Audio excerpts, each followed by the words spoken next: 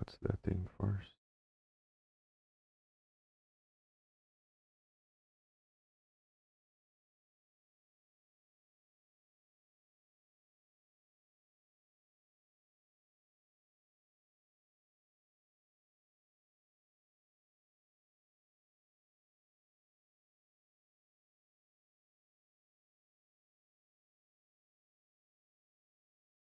Before I was manually or I was automatically starting on YouTube, but then after I changed the setup, I have to click there now to start. I'm just gonna wait just if it shows up the live there on YouTube.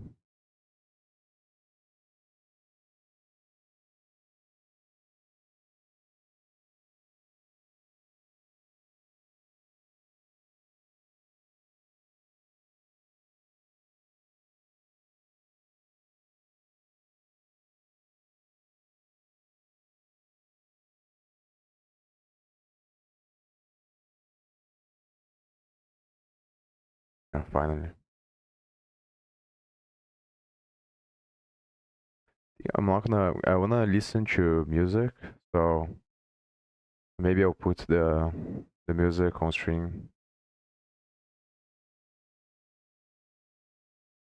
because I don't wanna keep turning it on and off for the TTS on the response. So I think I'm just gonna mute the thing after and just listen for myself. Here's a lean step-by-step plan to kick off your Pocket Flow pipeline against MeEngine's C# code.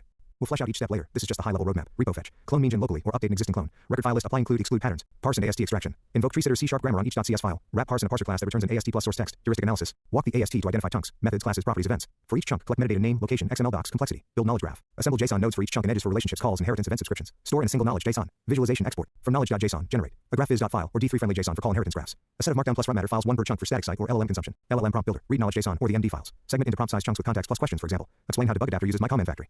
Output ready to send prompt files. UI model future. Define visual coded chunk objects in your UI layer that consume knowledge.json or the MD files. Render collapsible code panes, diagrams, and annotations. Next, let me know which step you'd like to tackle first, and we'll dive in.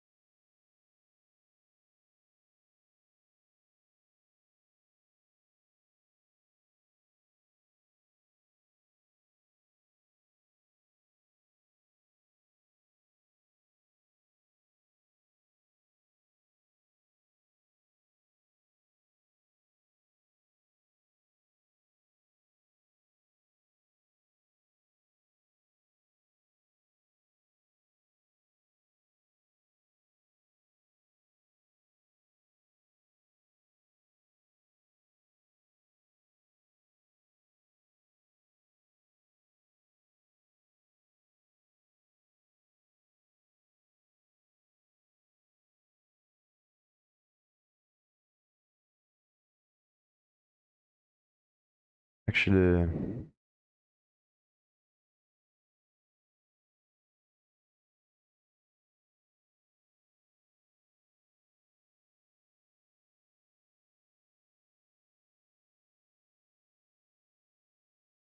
think probably should go back to this local dir name.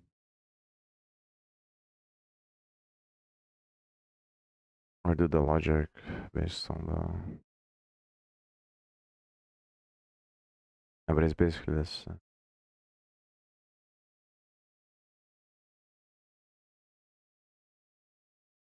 This comes from here, and it's supposed to be passed as an argument.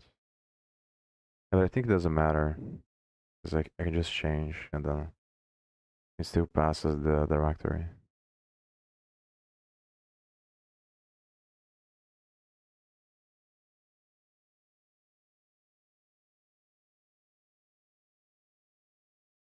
I'm gonna, just to make it easier, I'm gonna go back to the way that's... I'm just gonna paste this one, the original one. And then I'm gonna ask GPT what things should remove, or if there's anything that needs to be changed. I think I just go fast by all the classes, all the steps, until I build everything. And after I do this, then I'll think about, after I have the whole pipeline, I think about how to change each thing. The talk, actually, I'm gonna remove this exclude patterns because I think it doesn't make sense. And also the max file. So these ones I pretty confident that they don't matter that much for what I'm trying to do.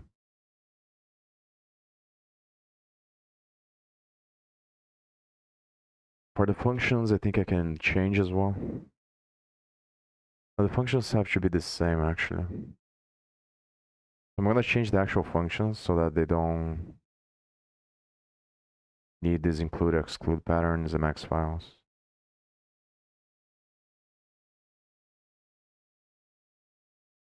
The functions is essentially the same, this part is just getting the hash map. Should remove this.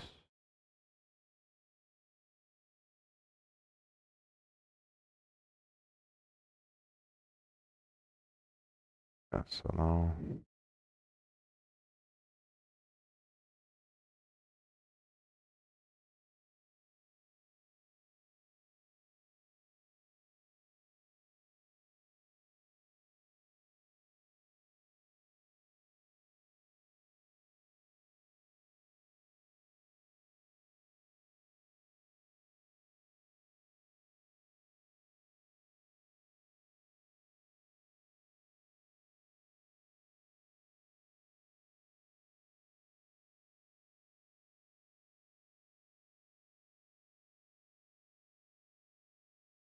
on this stops here.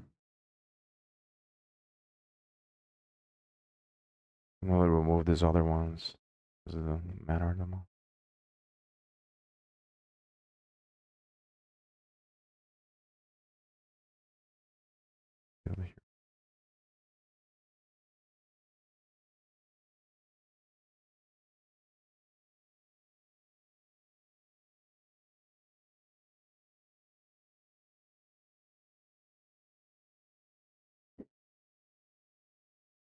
And this is kind of annoying because it doesn't have the numbers there.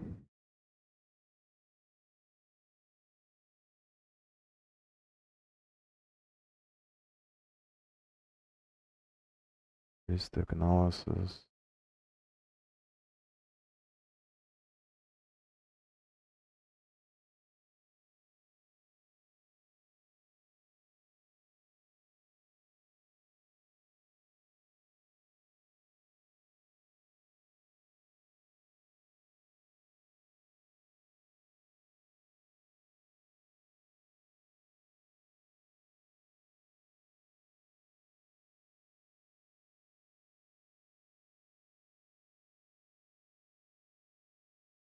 Actually, I think I'm gonna roll on the RNG whether or not to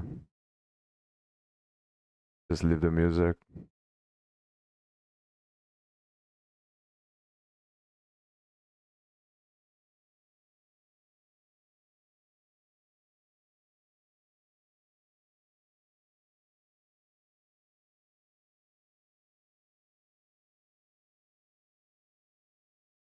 Here's a proposal for one class per pipeline step, plus the shape of your shared data dict and the rationale for each field. 1. Class names, step class name on, repo fetch repo fetcher, parse and AST extraction code parser. 3. Heuristic analysis chunk extractor. 4. Knowledge graph builder 5. Visualization exporter 6. LLM prompt builder 7.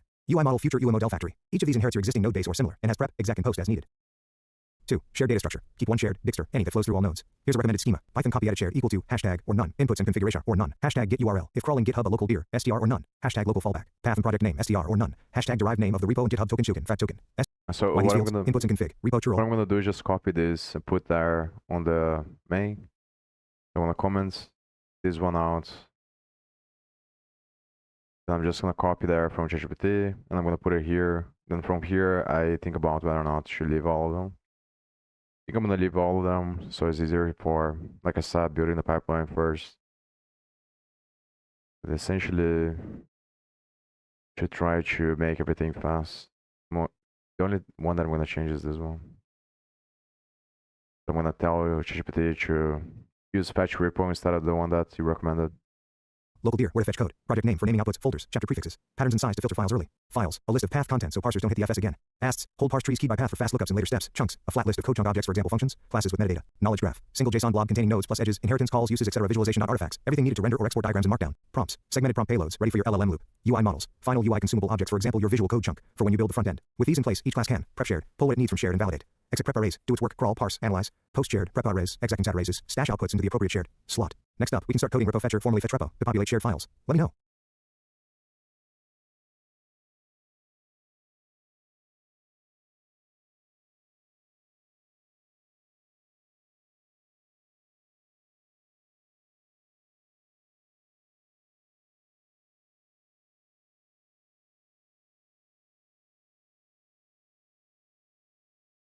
Copy this.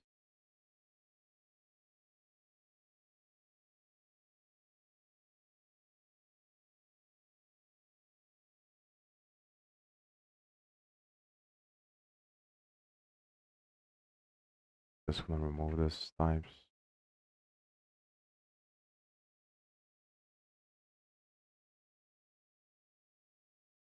Maybe.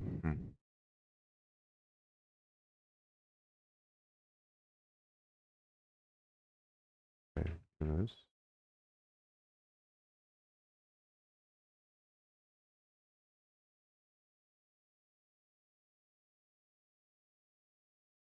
You can just gonna remove.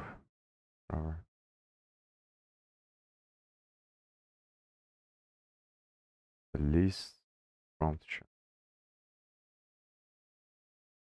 Actually, better idea is to just comment the type and then I put the value.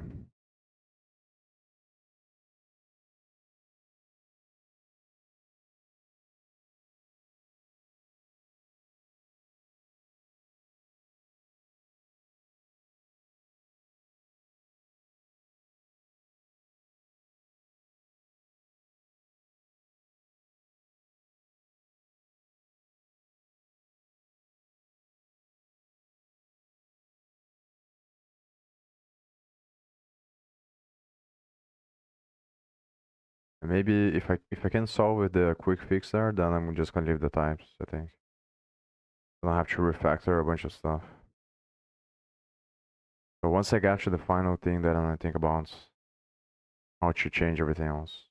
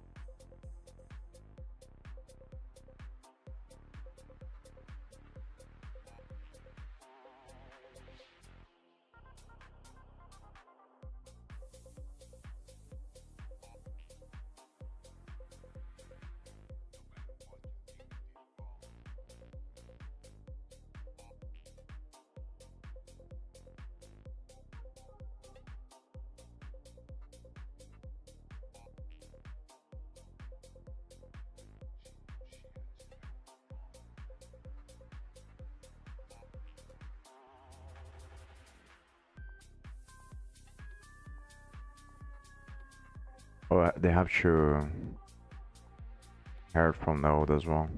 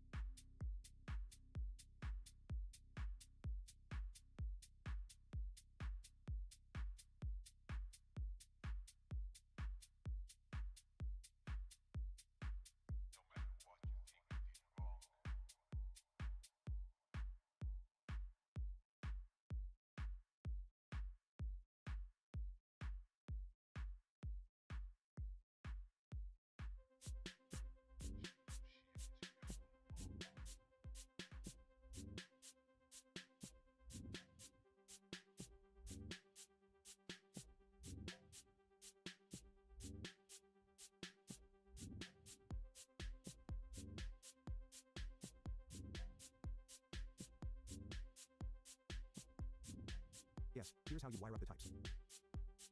Python copy edit from AST, import AST from typing import dict, list, set, tuple, any. And then in your shared dict, you'll have entries whose values use both built-in types and your own classes. AST comes from Python's AST module, or you could substitute your tree setter as type if you prefer. Dict, list, set, tuple come from typing. Any is useful for the top-level knowledge.graph, since it's a nested JSON-ish blob. For the custom types, you define them somewhere in your codebase. For example, Python copy edit, models.ui. From typing import list, dict, any, class go chunk, def, chiniteren, self, id, str, kind, str, the function, and class or set, etc. Name, str, lock, dictstr, int, start event, int, addend, int code, str, comments, liststr, metadata, dictstr, any, relations, dictstr, lister, self-id, id, self.kind, kind self, name self, lock self.code, code self.comments and comment self.metadata, metadata, self.relations, relations, class prompt chunk, def and self, id, str, prompt text, str, context, dictstr, any self, id equal to id self, dot prompt, dot text, equal to prompt. With that in place, you can now implement fetch repo to populate shared files.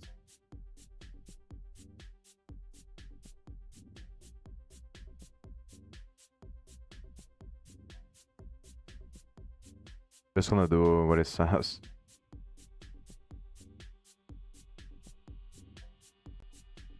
The same models up by models. I'm just gonna put here for now.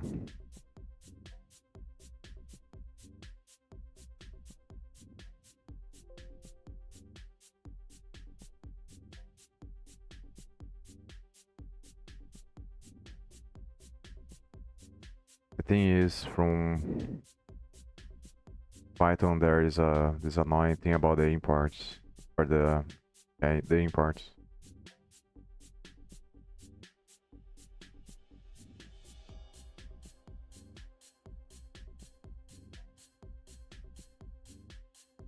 Can do it.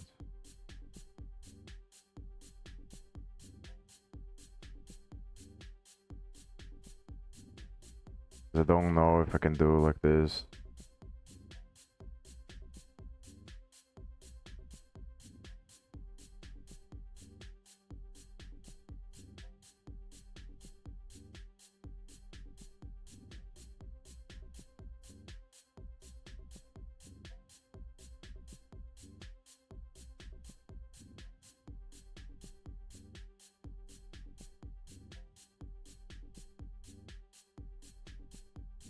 Depending on for relative imports in Python, from what I remember, is very annoying, because the way Python is going to resolve the directory structure or the project structure is based on the init files. underscore init, and then that creates a package, and there's a change depending on if you use the m when you're running Python. So Python /m, it assumes a different structure or something like that. But if you don't use the m, then there can be problems. And from what I remember, where I got these errors were when I was learning which codes and I was trying to run the scripts from the file. Then a lot of times Python can't understand the relative imports, and you have to find some hacky ways to do it. But I think like if you run from main, always like from top down, I think is easier. So it might work because this file is like here, but the issue is when you have, so like let's say for example I want to include on the utils folder, on the models folder, I want to include some other file somewhere else. Then when you use this, like to go one directory up, then that's the part that it gets kind of annoying. From imports, or it puts another name there, then imports.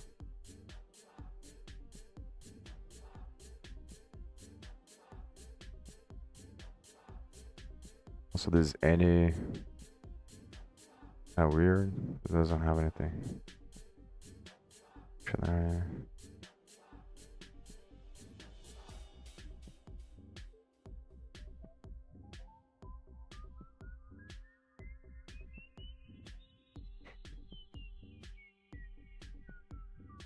I'm gonna try to leave it like this. See what happens.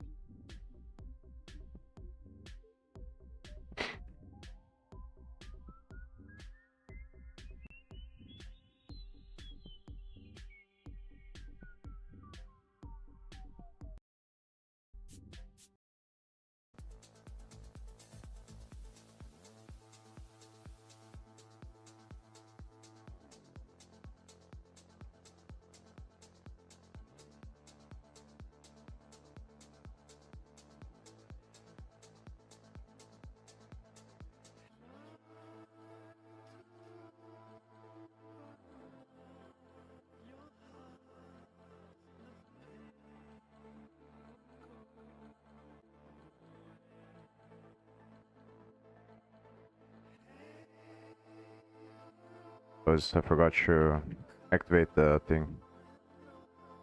Activate. And run.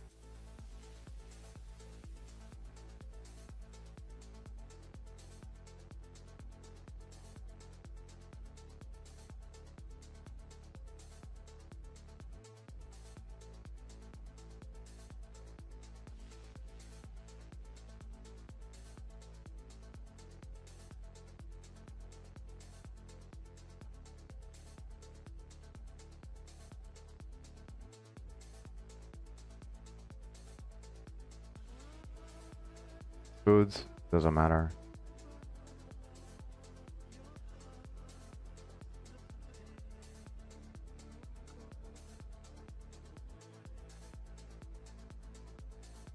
Maybe, like, because it doesn't matter that much to leave this there, so maybe I should leave. Because a lot of files are annoying and they are not necessary, so GitHub files and stuff like this, and it's just gonna make it worse. I think I'm gonna leave it here, and I'm just gonna do the first part the same way that they were doing before. It doesn't change anything.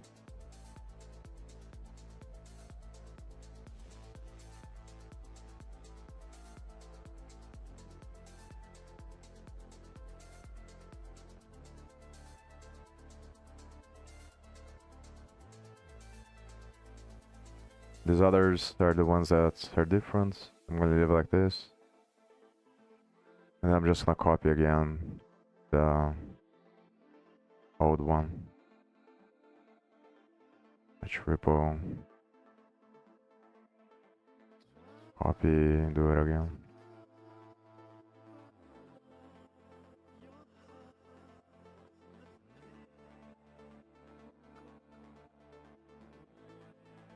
For this step, the only thing I'm gonna ask ChatGPT is gonna be whether or not to keep these files here on these formats or change.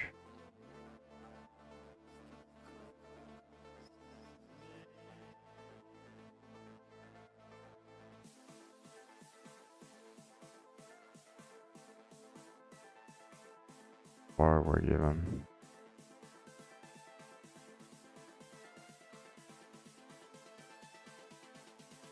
Post.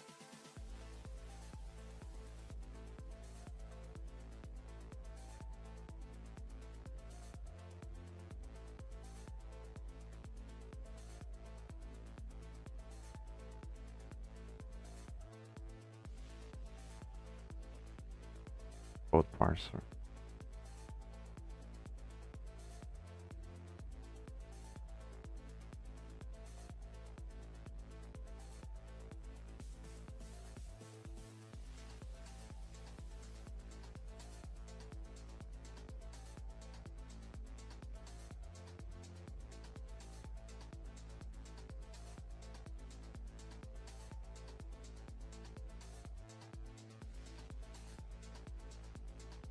So I think I have to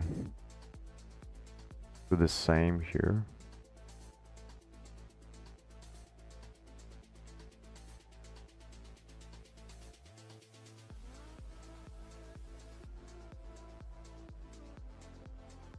Yeah, so I think the post is always going to be the same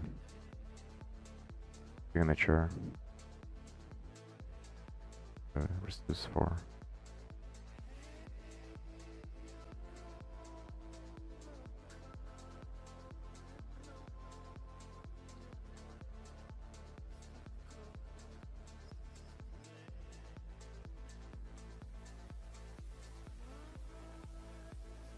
Okay.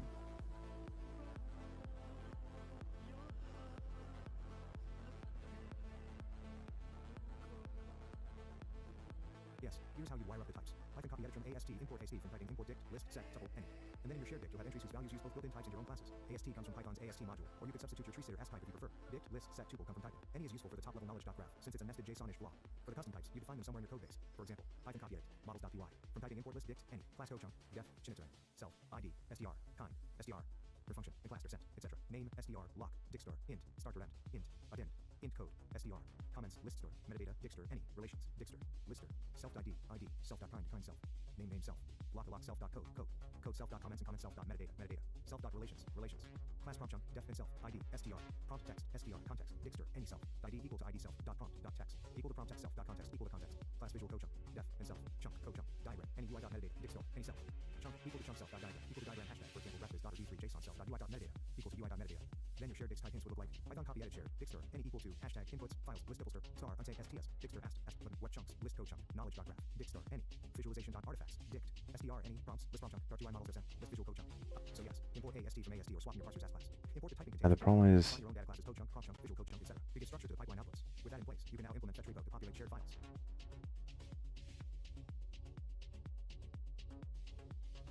I can't really avoid. The easiest thing to do. So I was thinking about moving the two files there to this other folder, so that I'm not gonna have the annoying problem with the imports, because they're in two different levels. But I think that's probably easier to just put this for now here, then I'll think about this later.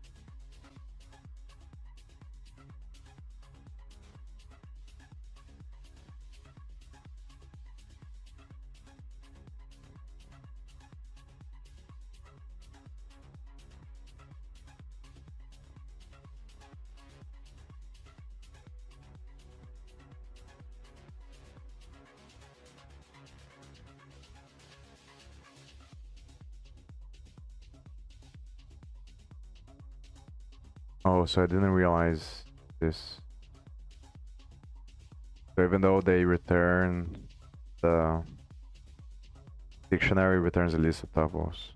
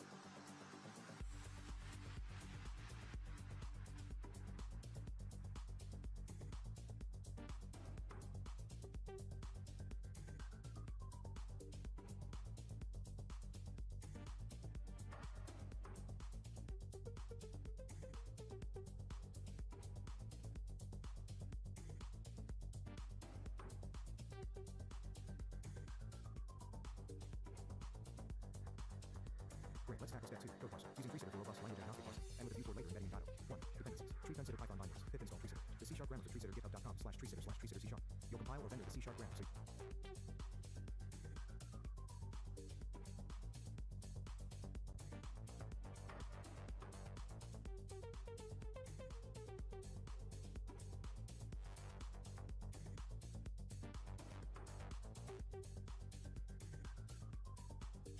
so your module can load it at runtime. 2. Code parser class sketch. Python copy edit import OS from Python import kit. List. Tuple. Any from TreeSitter import language. Parser from st import as hashtag for type hint. We'll wrap df trees into this slot. Class code parser node. Def itself. Language console path. str. Language name. str equal to sec sharp language or language console path to ASOBL. Compile with your target grammar's language name. Name you gave the C# grammar when building the library in self.parser equal to parser self.sharp equal to language.some path. Language name self.parser.set type language self.sharp. Def prep self. Free. Why TreeSitter? Language agnostic. You can swap in other grammars, Rust, C, and Python with minimal code change. Implement parsing later for your Godot module. You can hot reload partial trees. Rich API. Easily walk nodes. Query by type. Capture source ranges. Performance. Written in C. It's very fast. Even on large code bases like Neander. 4. Next steps. Compile the C# grammar into a shared library. Bash copy edit clone github.com/TreeSitter/TreeSitter c#.gcc. src parser c. src scanner.c. Hashtag or use the language.build.library. Helper from the TreeSitter PKG. Instantiate code parser path to C#. Actually, it's gonna be on the other. Populate shared hosts. Once you got and share, we can move on to It'll be here. where you'll traverse those trees, pull out methods, classes, properties, etc. into code chunk objects. Let me know when you're ready. Parser.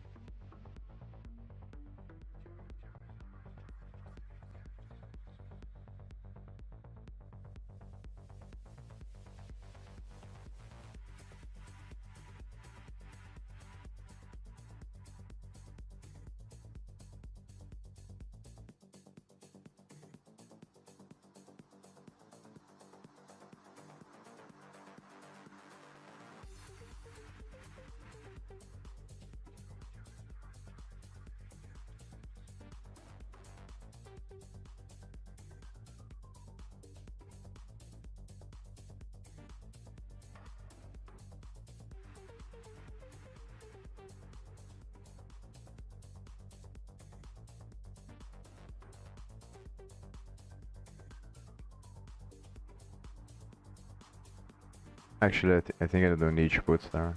It's gonna be by default. This other thing I'm gonna have to see how to do this.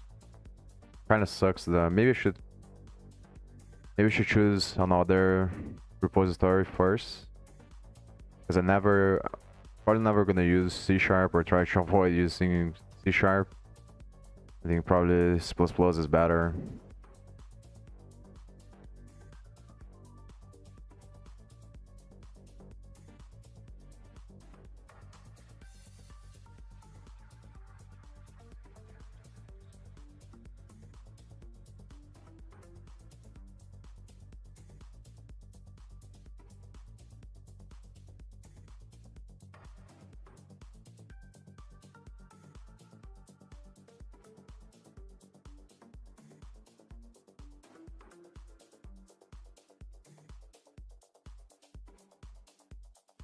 Mm.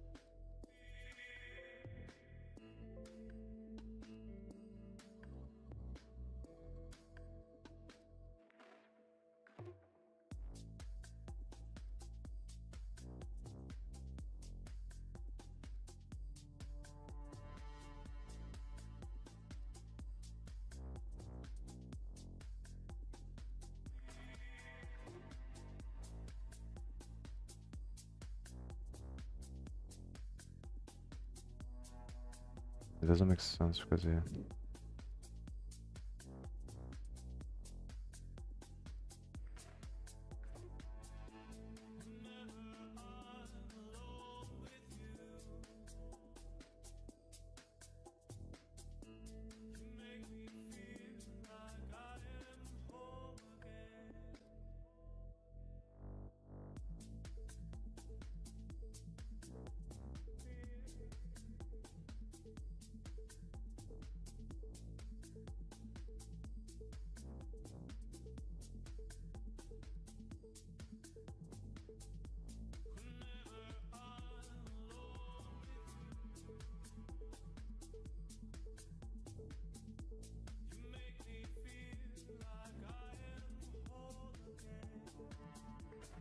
That's because of the init.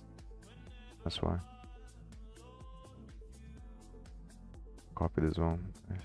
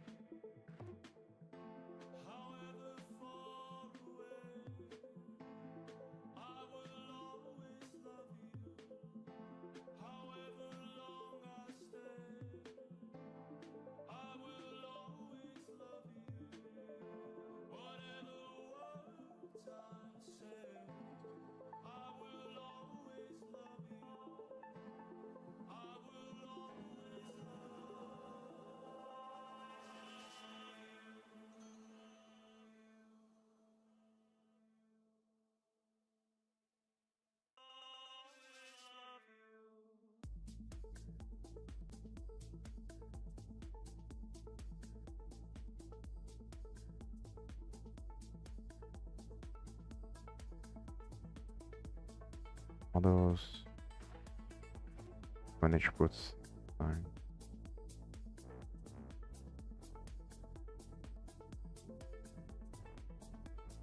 I'll try to create this structure first that ChatGPT is recommending. If the includes are gonna work. We'll put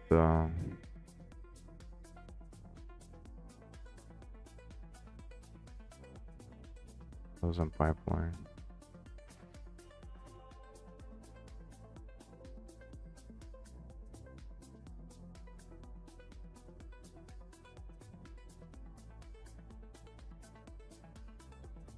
The model should be outside.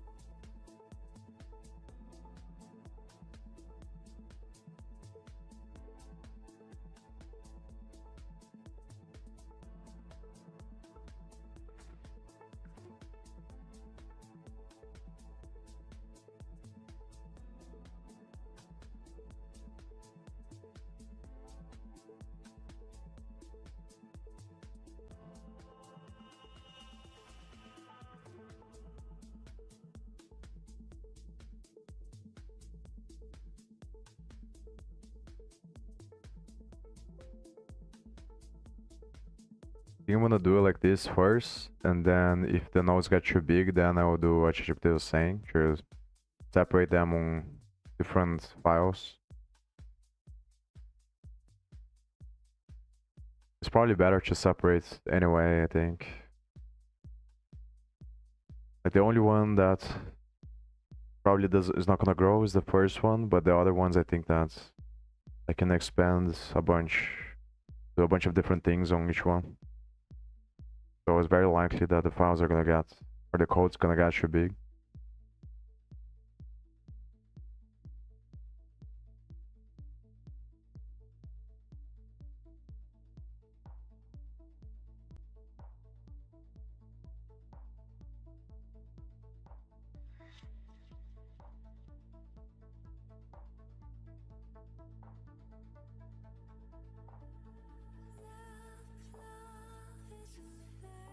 It turns out the Python steps you're looking at are a bit out of sync with the two arc and chain constructor shown in most tree sitter docs. There are two ways forward. Option 1, upgrade to a newer tree sitter release. The PyPI package often lags behind the docs. If you upgrade to the latest pre-release, you'll get the two arc constructor back. Bash copy edit hit install, upgrade, pre-tree sitter. After that, you should... If that's true.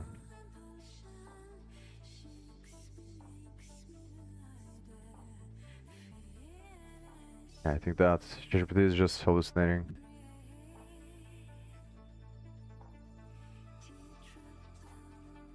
Yes.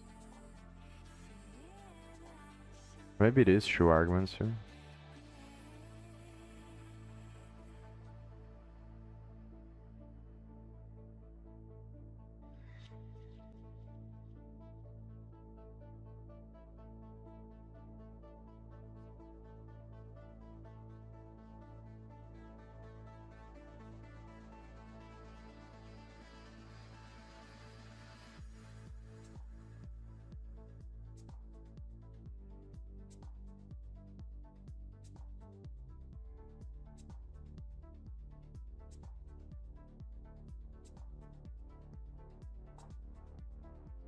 I'm gonna do what is said anyway before.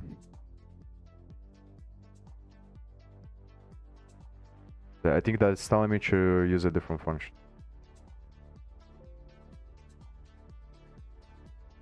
Vendor.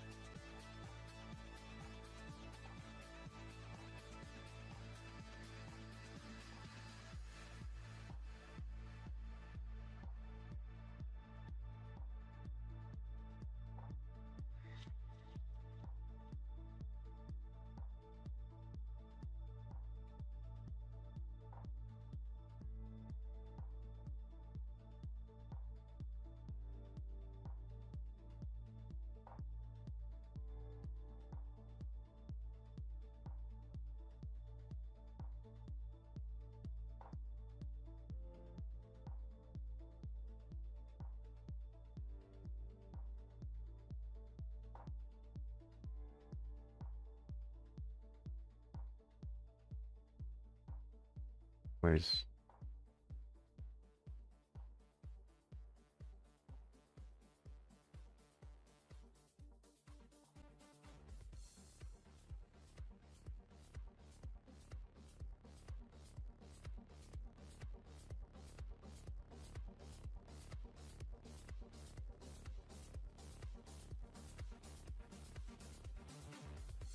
I think it's because of the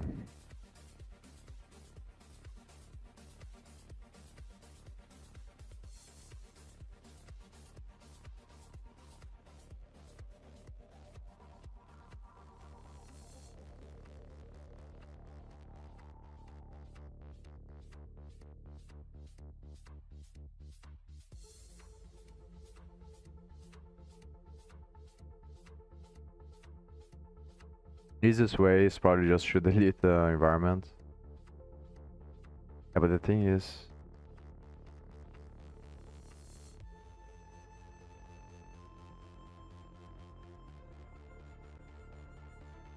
yeah, whatever.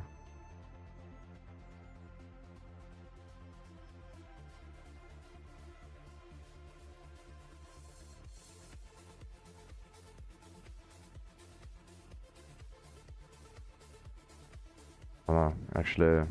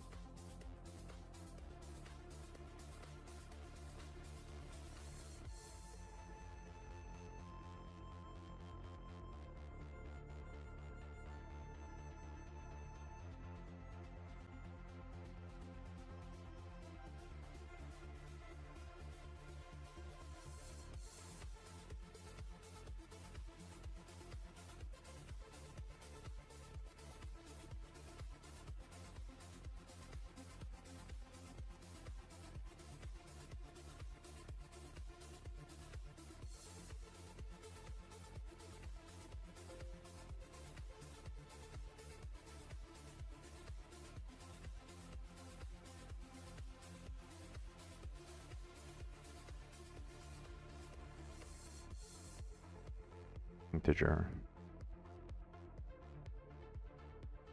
I think the easiest way is to search here. Maybe the best idea is to read the documentation first, because ChatGPT is hallucinating. Or I can see if I can figure out. I'm gonna try to search for.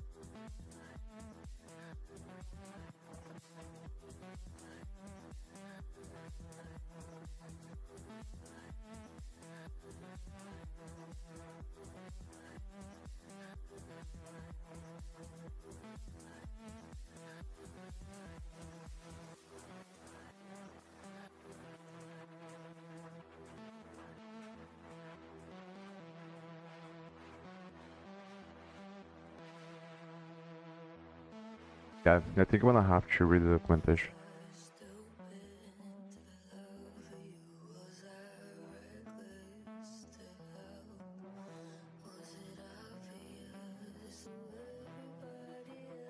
As I can't find any examples. I don't know why they don't put there on the other documentation an example of how to initialize the class.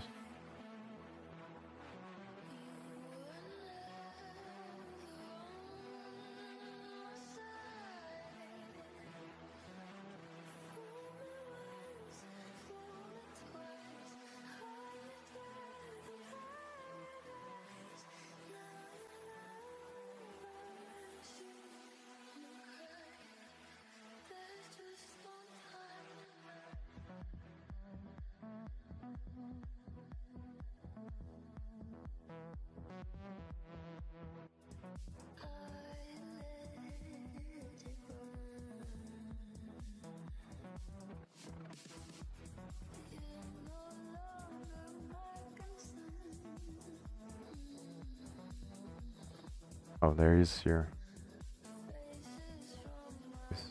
Yes, fine.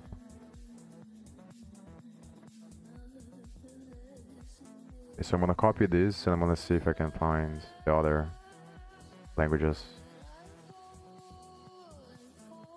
I think that I have to pull from the other library probably. I don't understand how it works. Like for Python, I think it makes sense because it's like a C extension. But then how it's gonna work for the other languages? Like how I'm gonna use this one? Like, does this mean that if you are writing something on Python, you can only parse Python? That wouldn't make a lot of sense, sure. That's the parts that I'm confused by now.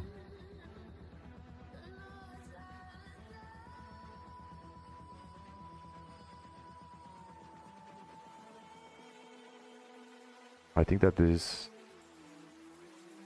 it doesn't have to do. Oh, it has to do. Yeah. Gonna use this one on the other one.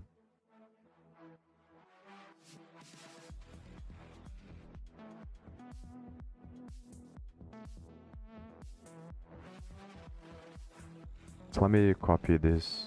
Yeah.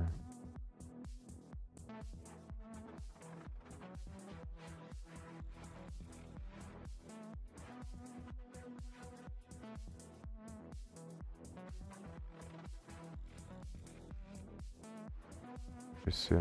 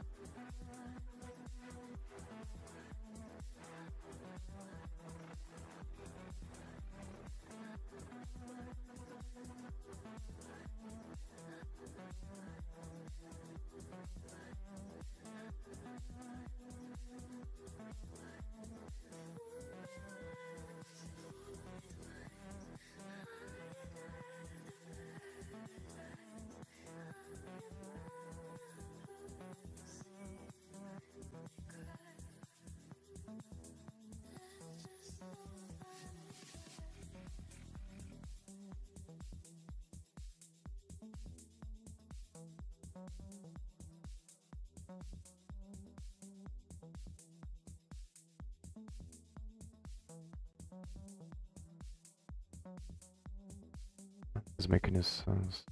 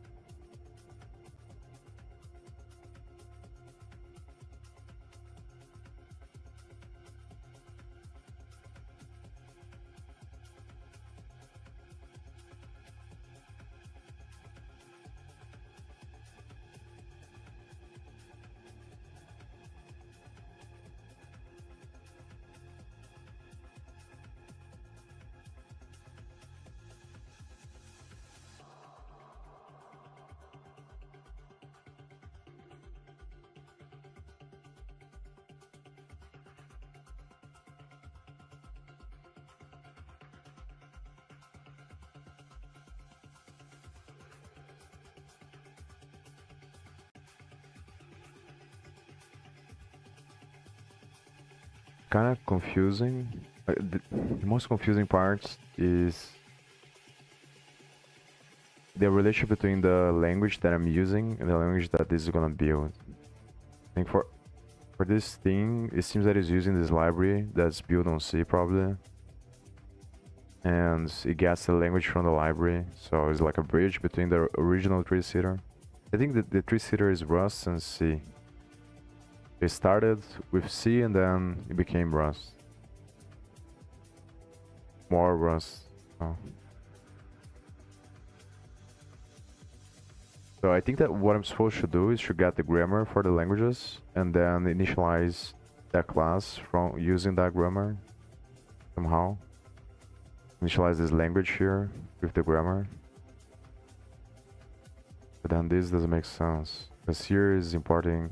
Imagine that what this is saying is like get the library from this module, because this is going to be the language that is from the original three-seater thing.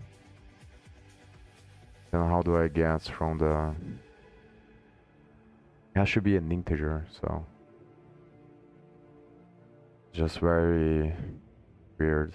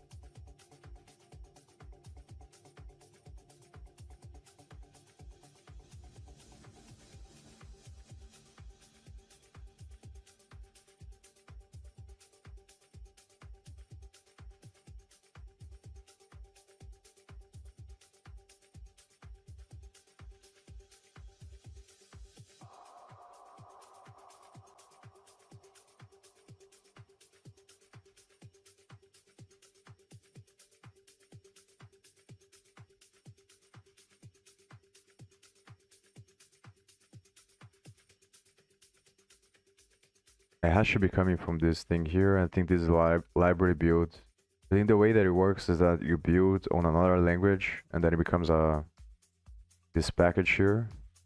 They probably use a compiler that builds for the thing to work on Python or something like that.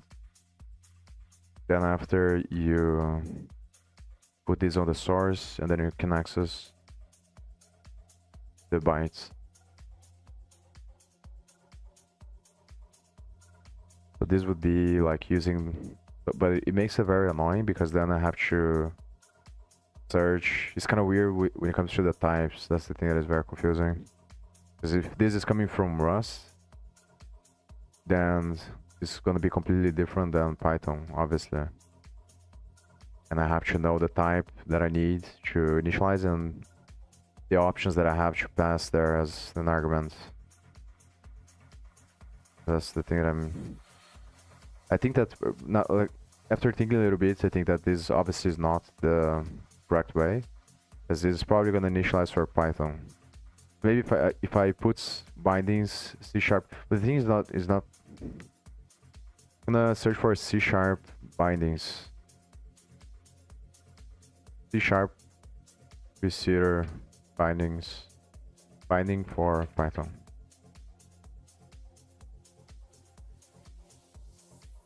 It looks like there is a... But this is on C#.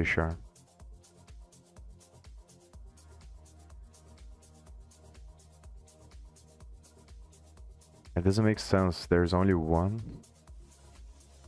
So I guess I have to do what ChatGPT said, and then it's kind of weird as well because it's not gonna be the same thing.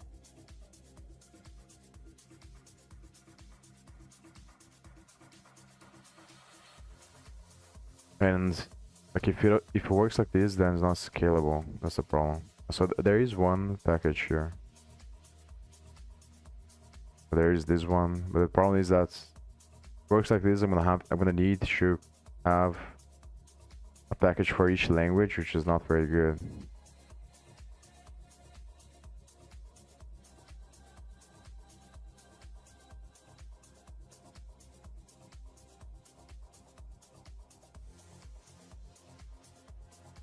Probably C#.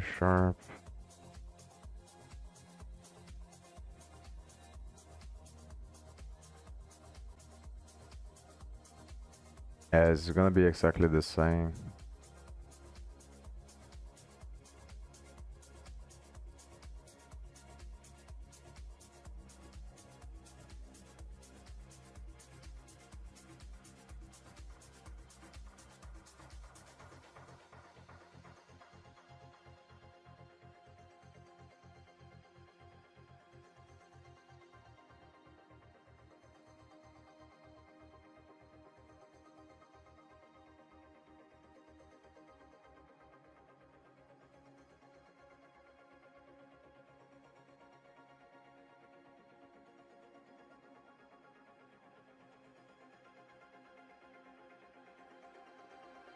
And now the question obviously is whether or not I think that the way that ChatGPT is recommending doesn't make sense. The question is whether or not I should continue to go over until I finish the simplest way possible, and then I'll think about a better way. Because the issue is that it's not going to be scalable. I think I'm starting to get like a little bit how it works. Obviously, I still don't know anything, but I think you need because I'm using Python, you need to bridge the. So I imagine that the three-seater parser is going to be built for each language. So if you want a three-seater parser for C#, you have to write it on C#. And then in order to use that on Python, you have to create a binding. You have to compile the code and then do some other code to create the logic on Python that is gonna load the library. And that's what is going on. So for each language, you need a different package. And it doesn't make sense here because then like unless I make it based on here, so I can put a control flow here, and based on the whatever values passed here, I select a different one. But I don't think that's very good.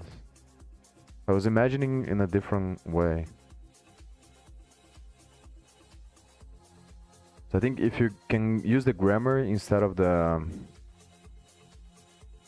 Yeah, if you use the grammar instead of the thing, it makes a lot more sense. Because then I can put all the grammar in a folder. The raw grammar, and then build the thing based on the grammar. I think that the Python parser is like that. The parser generator, it gets the raw file with the grammar, and then it uses that to generate the code for parsing. I think that makes a lot more sense. And this is what I was thinking about initially. So let me think about which direction to go. I think this thing that ChatGPT was saying to get here was probably an old way that they were doing. I think that this one is like building this SO thing here is gonna be the grammar. So I would pass the path of this file here and the language, and then it would build the language.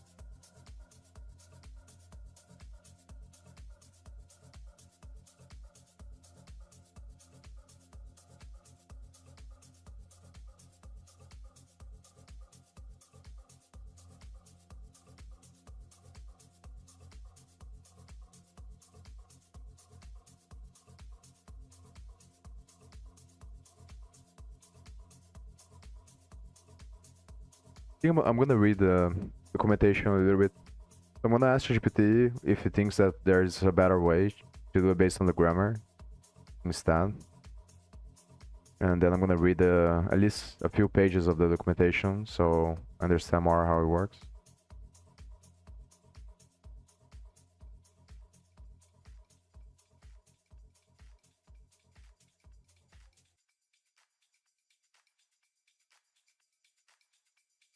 I know in Python as well, there's a built-in thing, yeah, but I think it's just for Python code, it's not for yeah, it's just for Python.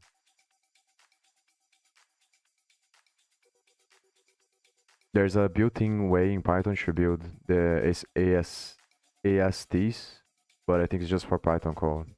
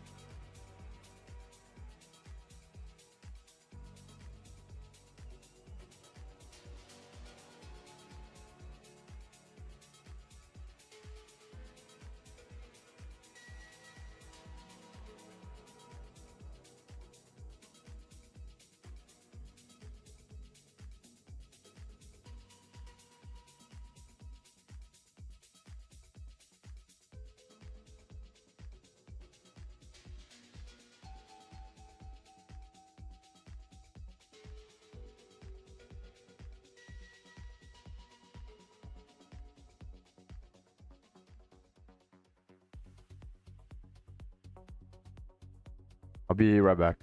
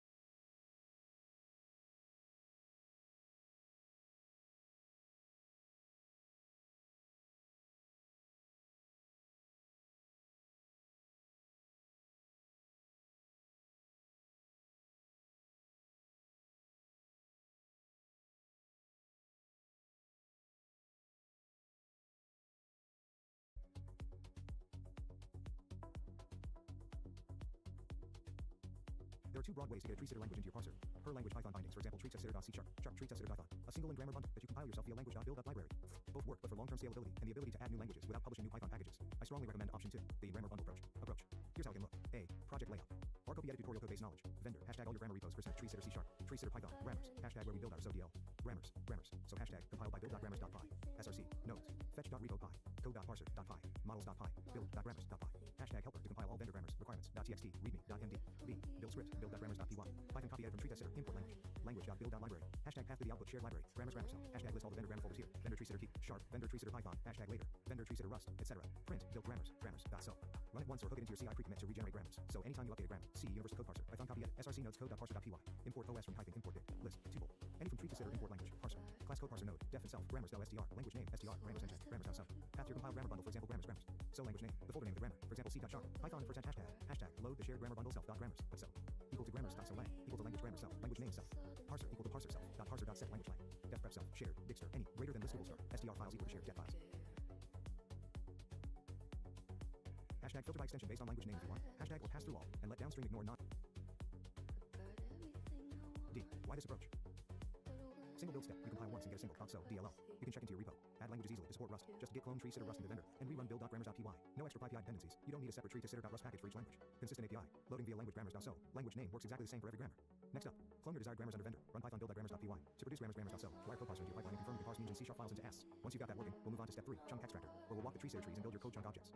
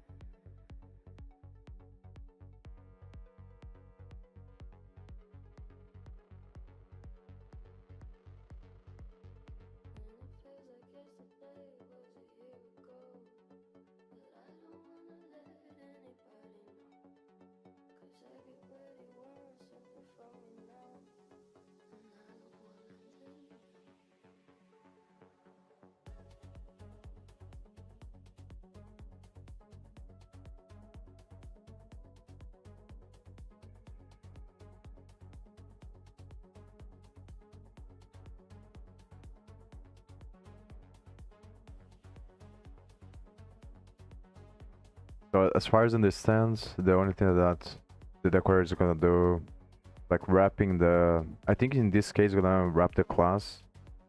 The one that I know is for the function. So for the function, it wraps the function, then adds additional logic to the function, and then it calls the function from inside. That's basically what the function operator is doing. For the class, I haven't seen much of this. But I think it's probably the same logic, it's just doing for the whole class based on the description here. And the only thing that this one's gonna do is gonna set this dunder method to true for some built-in reason in Python.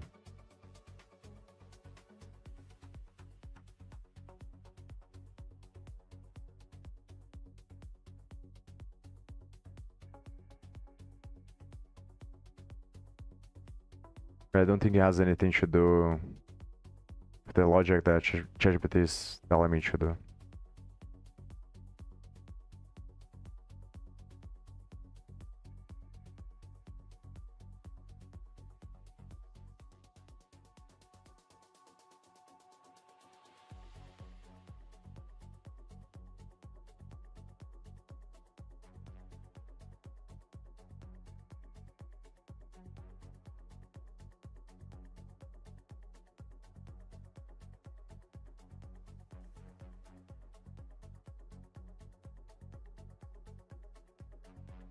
Thanks for the detailed breakdown. You're absolutely right.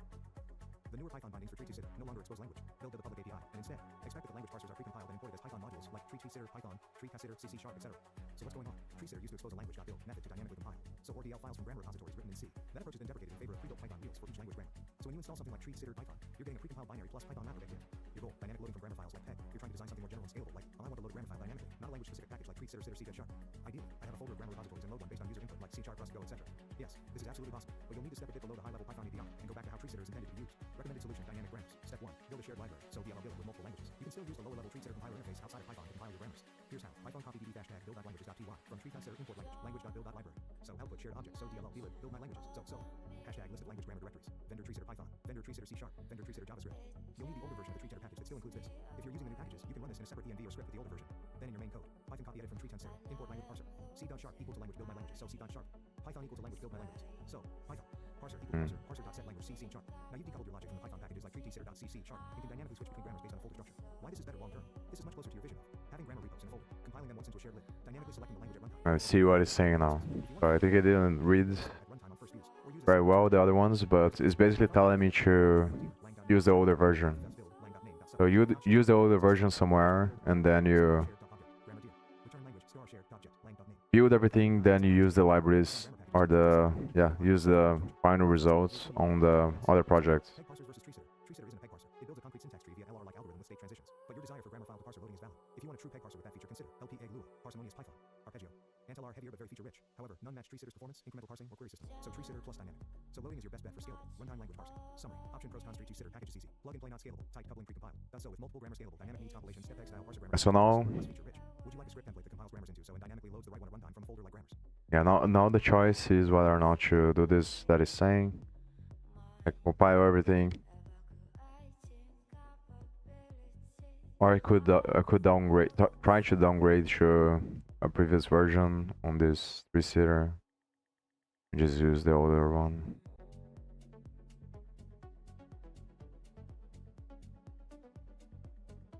Or I can figure out how to do it on my own. So not use this and use something else.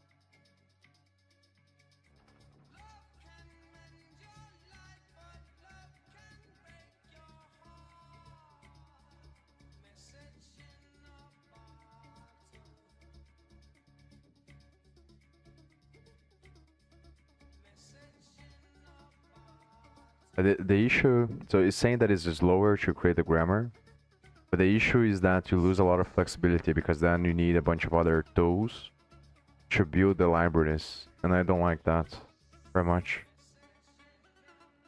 Because it seems a lot more interesting to be able to, just from the data alone, from the text alone, to build a structure, because then you have a lot more flexibility on, you can generate an infinite amount of grammars, and just try different things as well. And the other approach, like, can also do that, but then it's another, it's kind of like a bottleneck. Because then it requires you to compile everything, put it on a file, unload the file.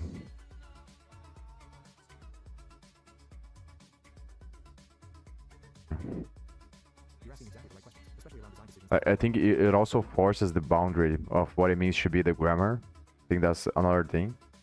Like there could be something that can happen by exploring where like you cut the grammar in half, let's say, on the file, and then you generate something else. But if you are forced to create the final file, then you're forced to put the whole structure into the library. So I think that intuitively it makes more sense to try to make it based on the text, but it might be a lot harder. Then it becomes better to try the other one first. So I can close the process, then I'll think about this later. And the goal is gonna be to translate this into Godot anyway. But there's two different ways to translate. One is to use it as a extension on, or call Python from the OS on Godot, or figure out a way to incorporate the Python code based on extensions or some stuff like that. Like I can create a bridge, an API inside of Godot that allows to run Python code. Or the other way is just to translate the code from Python into C++ later. So since I'm planning about doing this, it might not be worth it to think about the grammar now because I'm gonna have to redo everything later. So it might be better to just go with this approach now. I think that's what I'm gonna do. I'm gonna go with this approach since I found the package for C#. Just to test things out. So I just build everything.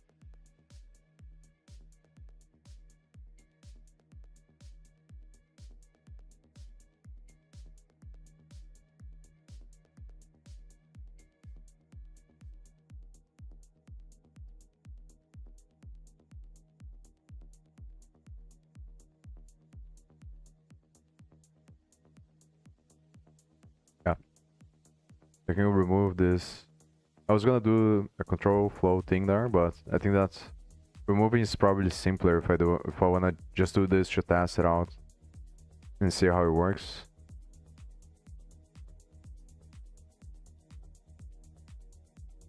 Then after I have the whole thing, I think about whether or not to change this or think about it for only when I do this on Godot. I have to see, like, I have to see if I'm gonna search for the three-seater for the other languages. I think the main ones are gonna be, like, Python already know that it has. It's gonna be C++ and JavaScript, I think. But mainly C++, I think.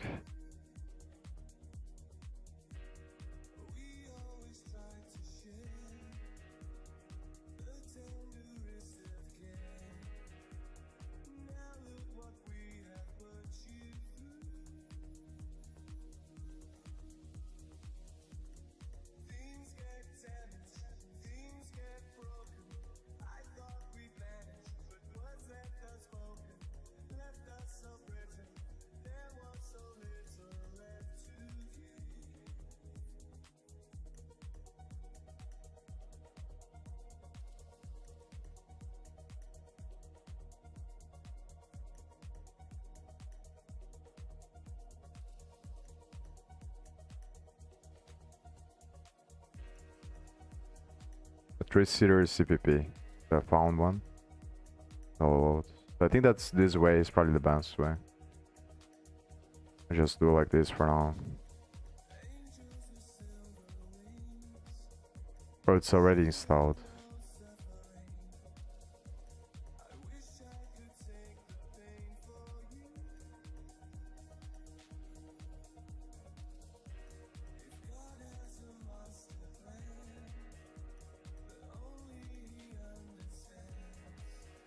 Or imagine it would be the same. You just the name of the package. Bitters, PP.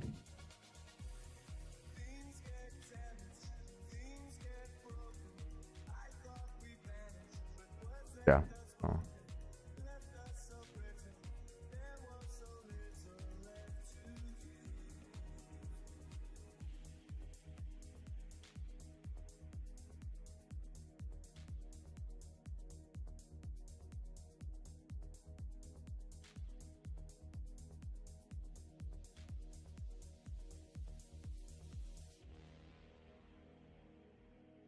And adaptability. Let's break it down across several dimensions. Your goal, restated. You're aiming for something like this pipeline. PGSQL copy edit grammar files in SRC grammar, and in dynamically selected parser in parse files into AST and traverse AST and update global state and export state into various structured formats for LLMs learning.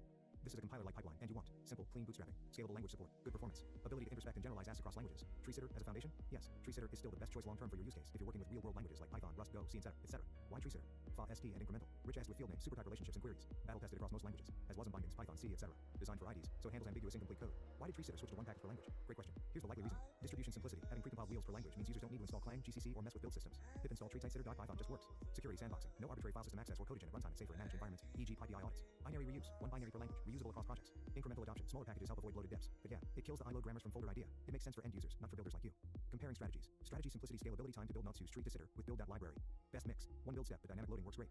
Use new per language packages easy, but not scalable or dynamic. Write your own parser, peg, handler, etc. Only good for custom DSLs or niche langs. Switch to another dynamic parser, e.g. Arpeggio may lack robustness or tooling support. Recommendation: best trade-off. Use Tree Sitter with a build.library approach. Stick to one Tree Sitter version, preferably the one that still includes build.library, or fork it. Maintain grammars in a folder like SRC grammar. Write a bootstrap script that checks if FOSSO is built. If not, it builds it. Then dynamically load language shared.object, lang.name at runtime. You can even hot reload grammars later or keep state isolated per language. This gives you modularity. You can add, remove grammars easily. Reusability. 175, many parsers. Performance. Tree Sitter's engine is fast. LLM ready output. You control the traversal and post-processing pipeline. Bootstrapping helper script template. Python copy edit def ensure language compiled language name SDR. Grammar path SDR greater than language. So path equal to path and build. F language.send name.so. If not, so path.exist. From Tree Sitter import language language. Build library. Start so path. Grammar path. Return language to so path. Language name. Future proofing. If Tree Sitter fully removes build.library in future stable versions, you can use a minimal build tool CMake or Python CTAPs to compile the cell from the grammar repo yourself. Or fork the older Tree Sitter Python binding to maintain your own build set. The cell interface language is very stable. Even if Python drops support, the C interface is solid. Final thoughts. Your model dynamically loading grammars from a folder and parsing files into AST to generate data state is perfect. You're essentially writing an intermediate representation compiler that can reason about code from multiple languages. This is exactly how you want to structure a learning system or LLM preprocessor. Use Tree Sitter build. So dynamically once keep SRC grammar structured by language traverse, plus extract meaning from ST into data. If you want, I can give you a complete boilerplate. Grammar loader, file walker, AST traverser, data exporter. Let me know your preferred output format: JSON, CSV, protobuf, etc.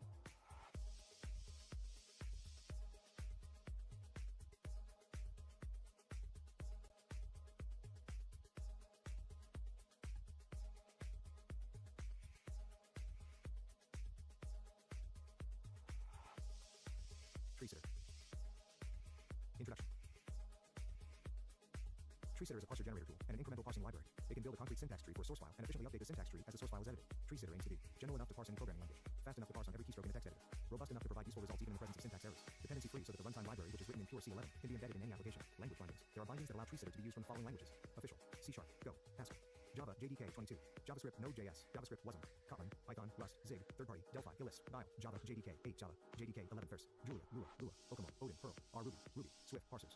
The following parsers can be found in the upstream organization: Agda, Bash, C, C#, CSS, Herb, EJS, Go, Haskell, HTML, Java, JavaScript, JStock, JSON, Julia, OpenML, PHP, Python, Regex, Ruby, Rust, Scala, TypeScript, Verilog. A list of known parsers can be found in the wiki. Talks on TreeSitter. Strange Loop 2018, FOSDEM 2018, GitHub Universe 2017. Underlying research. The design of TreeSitter was greatly influenced by the following research papers: practical algorithms for incremental software development environments, context-aware scanning for parsing extensible languages, efficient and flexible incremental parsing, incremental analysis of real programming languages, error detection and recovery in LR parsers, error recovery for LR parsers.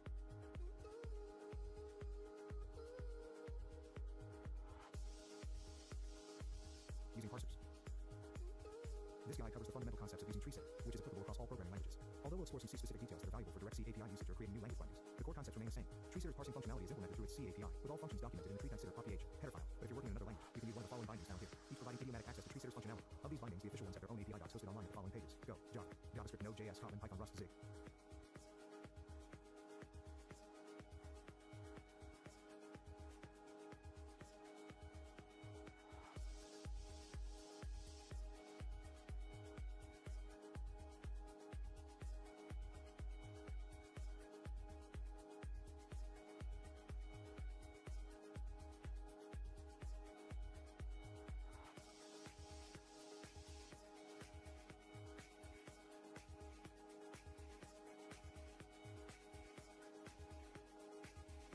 Building the library.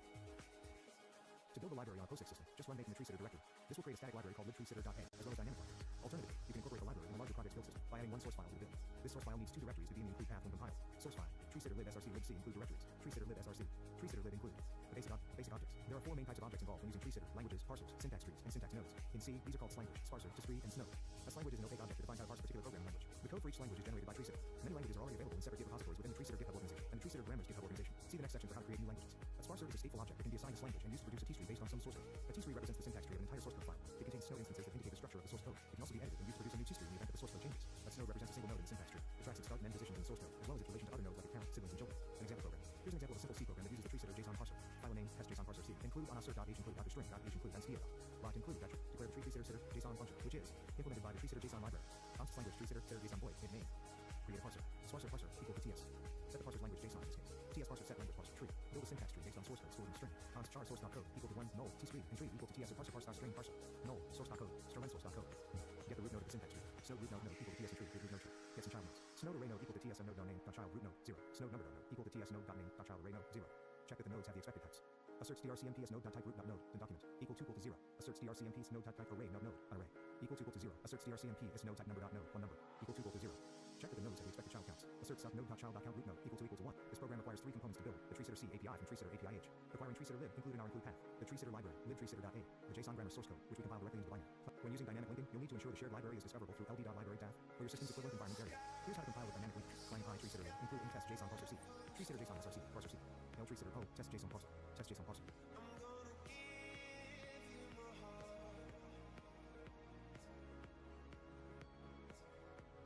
Thanks for the deeper context. Now that I know the long-term goal is to use this inside celerity and scenes that shift the balance a bit, you're thinking ahead exactly as you should. Here's the detailed breakdown of what you want summarized. Build a prototype in Python now, but with a clean path to port to C++ celerity later.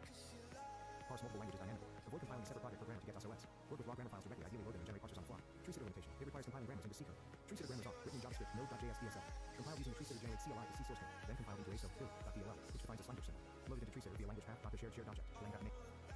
TreeSitter limitation. It requires compiling grammars into C code. TreeSitter grammars are written in JavaScript, Node.js, DSL. Compiled using the TreeSitter generate CLI to C source code. Then compiled into ASO build.dll, which defines a language symbol. Loaded into TreeSitter via language path, shared object, lang.name, in Python or TSS language in C. There's no runtime loader for raw grammar JSON or JSDSL. You must compile to C, then to so. That's the architectural trade-off TreeSitter with. High performance over maximum flexibility. Why this design? TreeSitter was designed primarily for editors like Adam, Neovin, etc. Their goals were speed, compiling grammars to fast C parsers allows for real-time parsing. Safety, no runtime JS execution equal to less attack surface. Portability, the generated C code can be compiled for any platform, wasn't iOS, etc. What's the best path for you? Short-term Python prototype, use TreeSitter's build.library, as you're doing now. It's fine for a prototype. Long-term C++, Celerity integration. You have two good options. Option 1, embed precompiled TreeSitter parsers, like Godot's own use. This is how Neovin, Helix, Z, etc. do it. Use TreeSitter generate get parser C and scanner.cc. Add these files directly into Celerity's build system, C make scans, etc. Link them with the core engine. You can embed multiple grammars this way and register them in a static map. This avoids separate .so files, but it means you manually copy grammars into your repo. You recompile Celerity to add, remove languages. Best when language set is static or known in advance. Option 2, create a TreeSitter grammar compiler inside Celerity. This is more work, but may be worth it for your goals. Use TreeSitter CLI to generate C parsers from grammars. Create a Celerity plugin module that accepts raw grammar folder, src grammar python. Calls TreeSitter generate via subprocess or embedded JS runtime like QuickJS or V8. Compiles generated.ccc into so dynamically at runtime. Loads .so and links to TreeSitter API TSM's language good shape.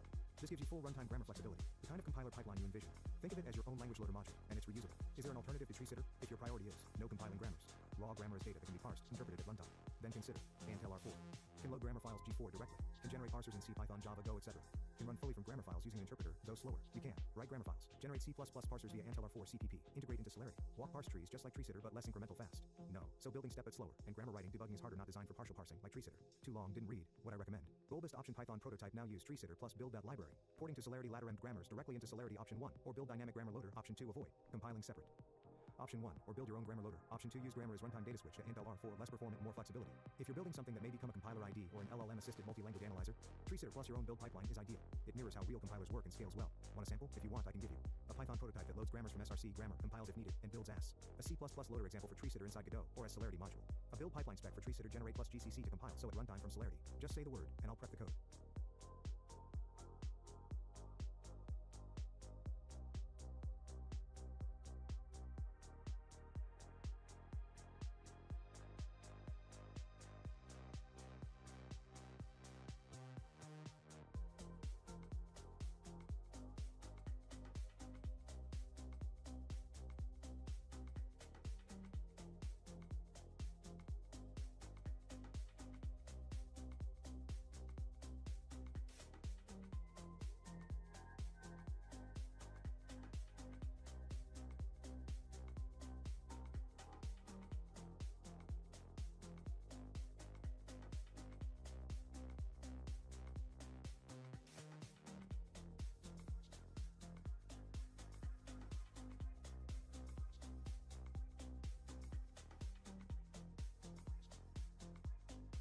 I think about this later off stream because I'm gonna have to spend much time thinking.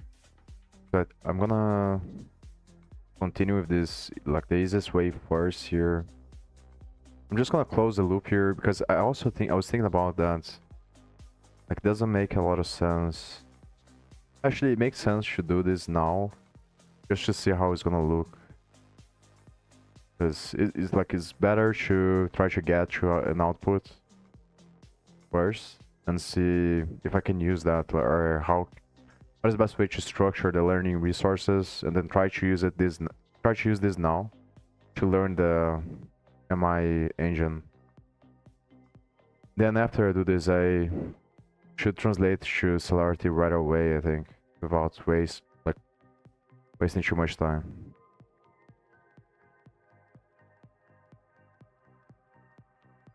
I'm gonna tell GPT.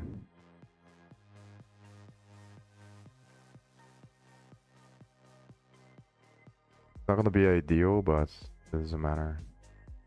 I'm gonna tell GPT to continue with this approach here.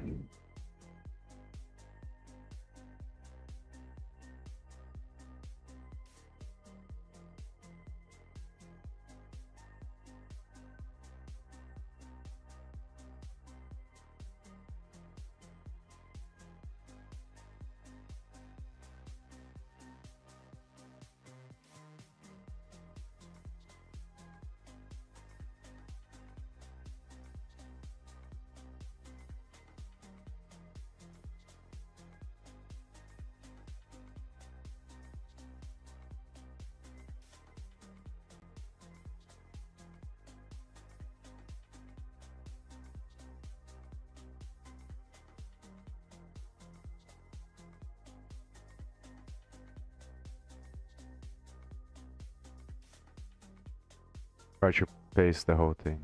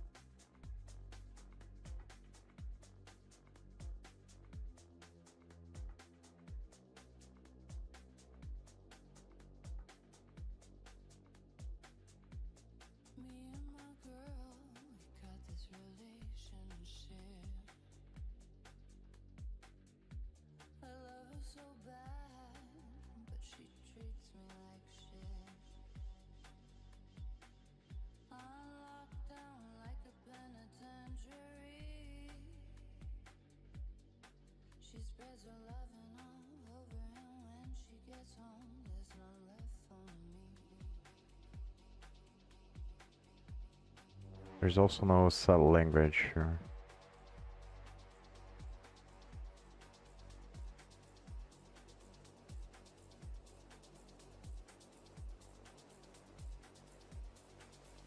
But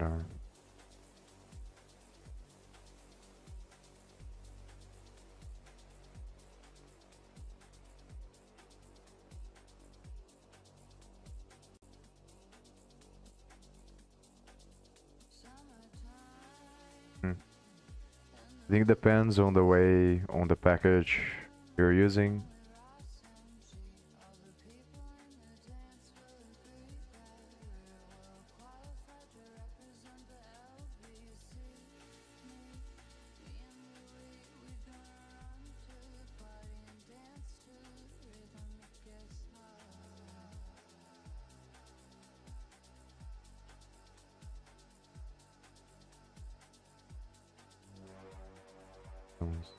Yeah. Let's try sat first, but I think it's not gonna work. Maybe sat attributes.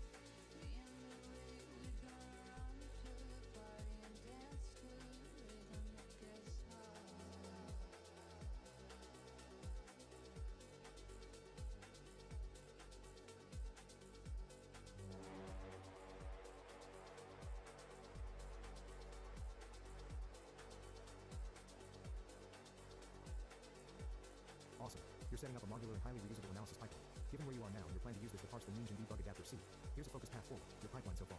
You've got fetch repo, fetches files from GitHub local directory. Code parser uses treesitter to parse.cs files and store tasks. Share.tasks, maps path, parse treesitter trees. Next logical step. Next step, implement chunk extractor. This is the first node that will do something meaningful with the treesitter asks. Here's what you probably want. Goal, walk each .cs files AST, extract high-level code chunks like class definitions, method definitions, properties, public APIs, output. For each code chunk, path, span line column or byte range, type class method etc. name. Docstring if present. Code extracted raw source string. Save this as a list of code chunk, assuming your models. Code chunk is a data class or similar. Suggested chunk extractor implementation prototype. Let's sketch how this might look. Python copy edit class, chunk extractor node, def prep self, shared, return shared, sounds, shared files.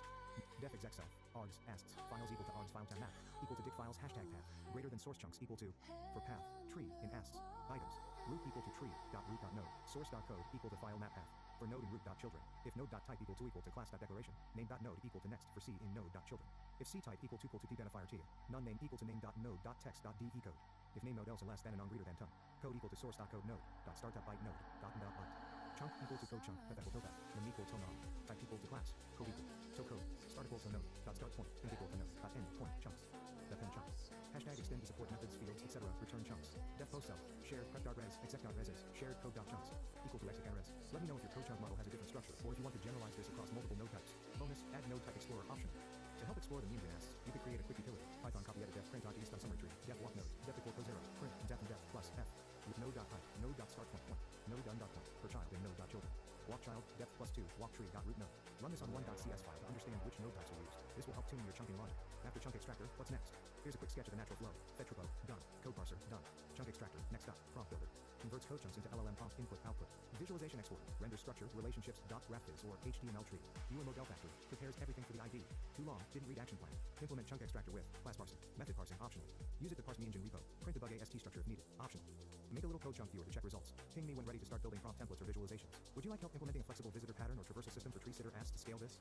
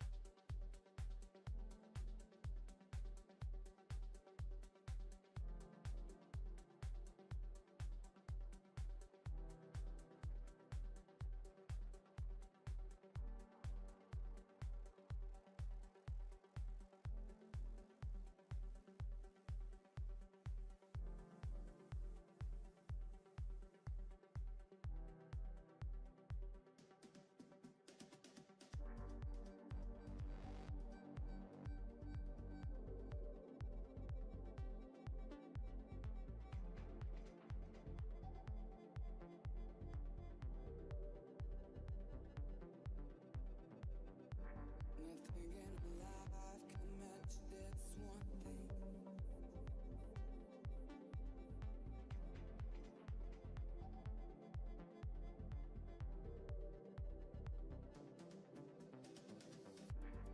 Within our love, it's something. Within our love, it's something. Nothing in life can match this one thing. Within our love, it's something.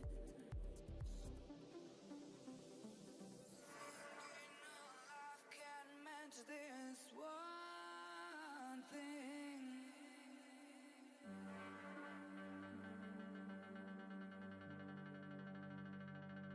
I believe it.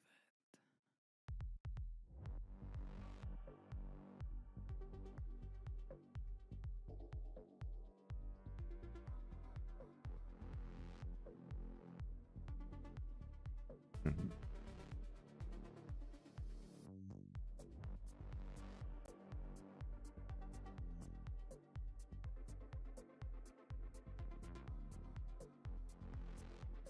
It's because I have to call super.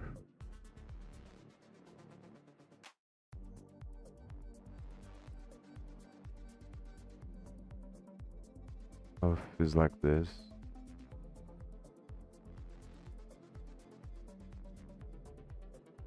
Yeah, nice.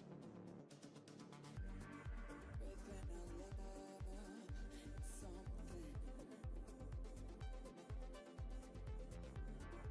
Within our love, it's something.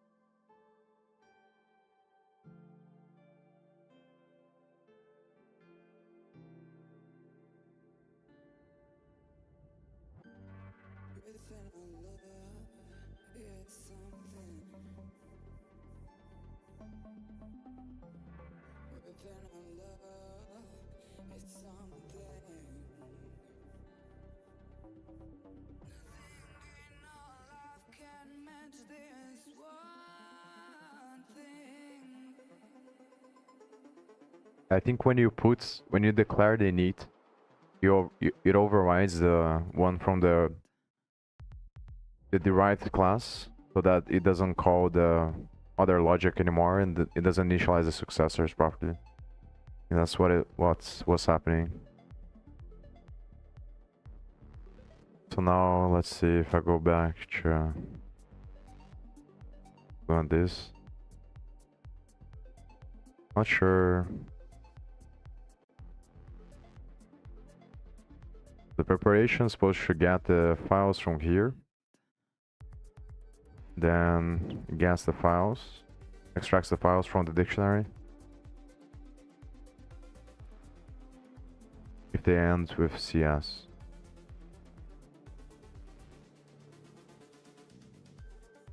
Then the execution loops over the files.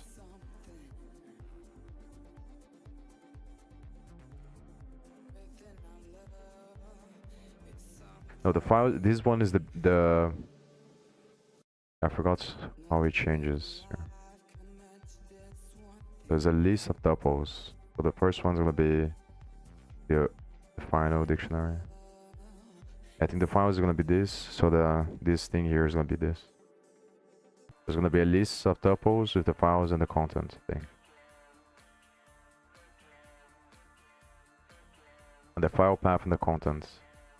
The first one should be the file path, and the other the content. I'm gonna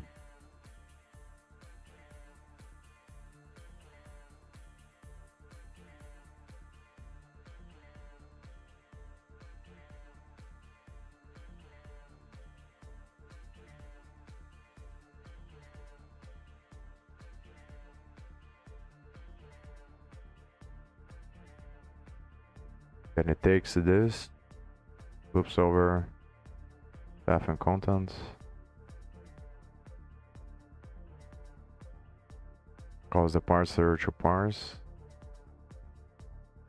just accepts bytes and puts on this AST. Then it puts the AST on the final thing here. So this is gonna, this AST is gonna have the path of the file with the syntax tree, or the file. It seems to be correct. Junk.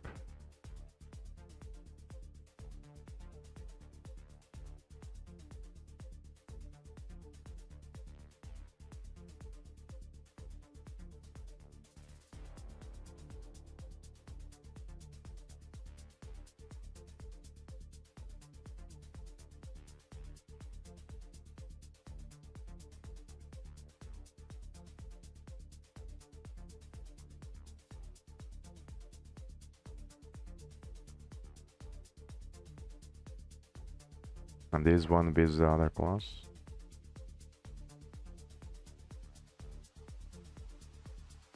Appends here.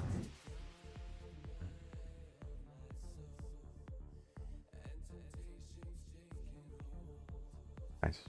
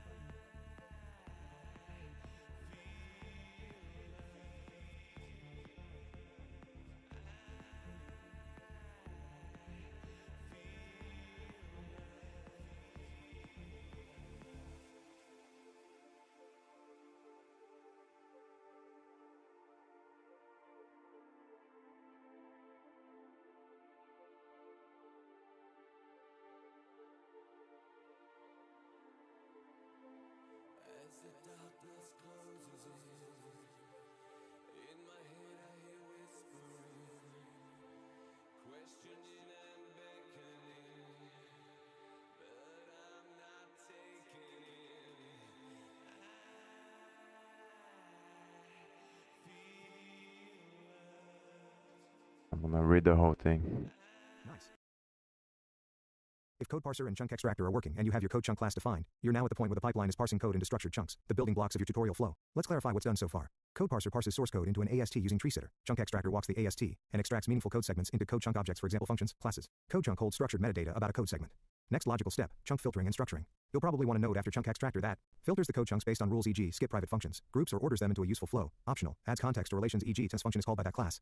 Here are some common next components in such pipelines. 1. Chunk selector, optional. A node that filters or ranks code chunks. Python copy edit class chunk selector node. Def and self, filter.n, callable code chunk, bool super init. Self.filter.fn, equal to filter.n. Def run self chunks, list code chunk, greater than list code chunk, return chunk for chunk in chunks if self.filter10 chunk. Example usage, Python copy edit, only keep functions with names starting with a get selector equal to chunk selector lambda chunk.kind equal to function, and chunk.name.starts with is get 2. Chunk to step, minus convert to tutorial steps. Turn code chunk objects into tutorial ready and steps, with instructions, summaries, etc. You might already have this or a similar node in your flow, maybe something like Python copy edit class chunk to step node, def run self, chunks, list code chunk, greater than list tutorial step, steps equal to, for chunk in chunks, step equal to tutorial step, title equal tough, chunk.kind. 3. Tutorial assembler, final stage. Collects the tutorial steps into a single flow document. Python copy edit class tutorial assembler node. Def run self, steps, list tutorial step. Greater than tutorial flow, return tutorial flow steps equal to steps. What you can do next, test the full pipeline with a sample file. Print, log the output of each stage to ensure it's behaving as expected. Think about enhancements like automatically generating explanations per chunk. Linking chunks, e.g. this function is called by. Building a UI to render the tutorial flow. Would you like help wiring in these next nodes like chunk.step, tutorial assembler, etc.? Or do you already have some version of them and want to tweak their behavior?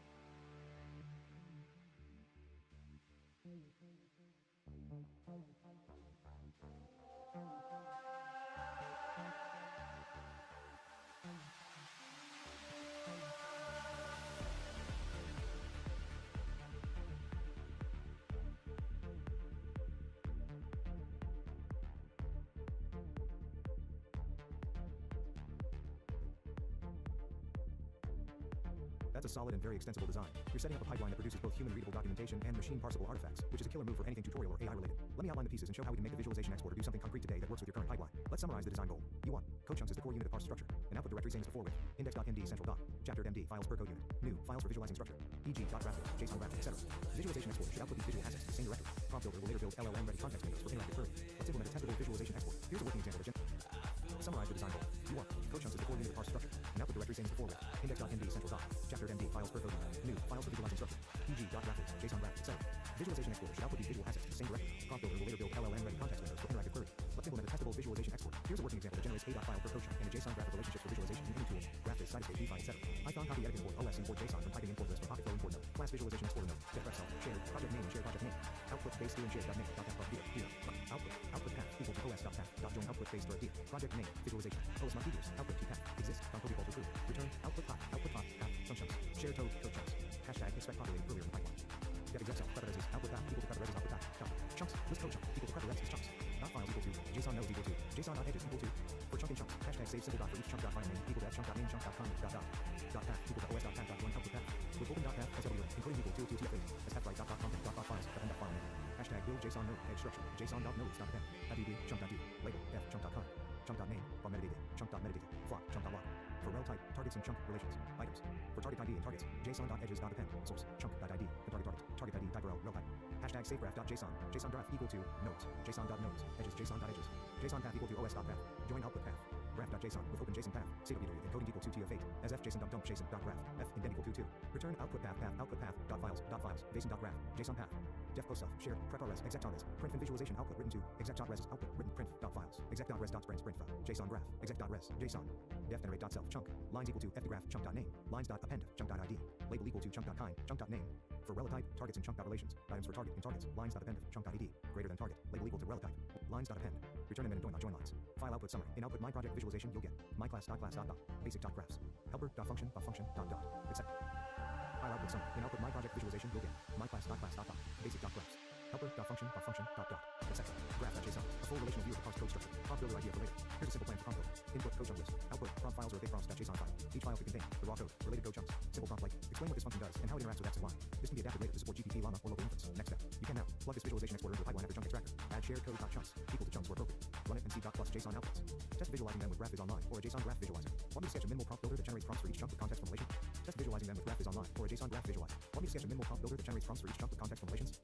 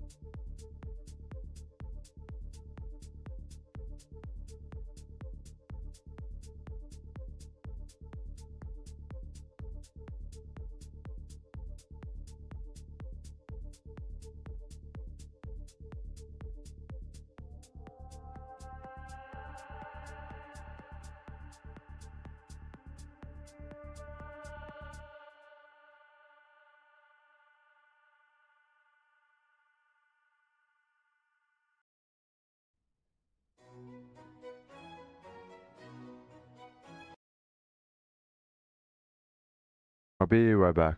I'm gonna obviously there's something wrong here. I have to see, try to figure out what it is. I think it didn't create. Maybe created on the wrong thing, the wrong path. Not files, JSON. I think it didn't save.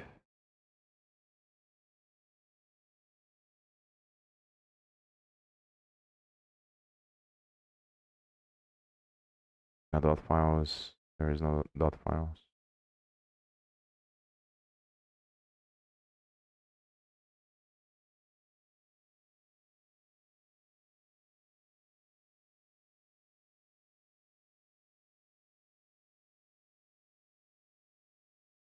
There's probably something that is happening before. There's probably no chunks, but there wasn't any chunks. Like yeah, there's probably no chunks because it saved the JSON after. I wanna ask that to ChatGPT.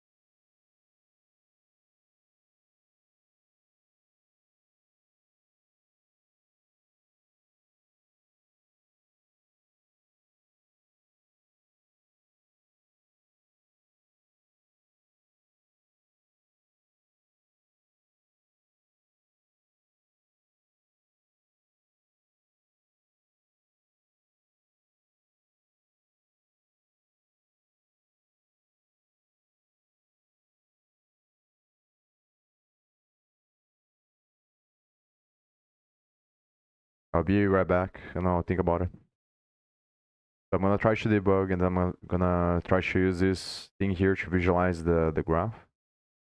And I wanna iterate fast and view JSONs and the dot files for now. So both the JSON dot file for like manual learning, and then I'm gonna try to finish as ChatGPT to finish these two classes here, to finish the whole pipeline, and then once I have the whole pipeline, then I can think about how to improve this. So obviously I'm gonna have to spend a bunch of time studying the thing is I'm not really sure if it's worth it. So I think what's probably best to do is to figure out the easiest way possible to use this to study the stuff that I need for now, to bootstrap this stuff on Godot. Mainly solve the problem that I have there on the debugging, which is not very...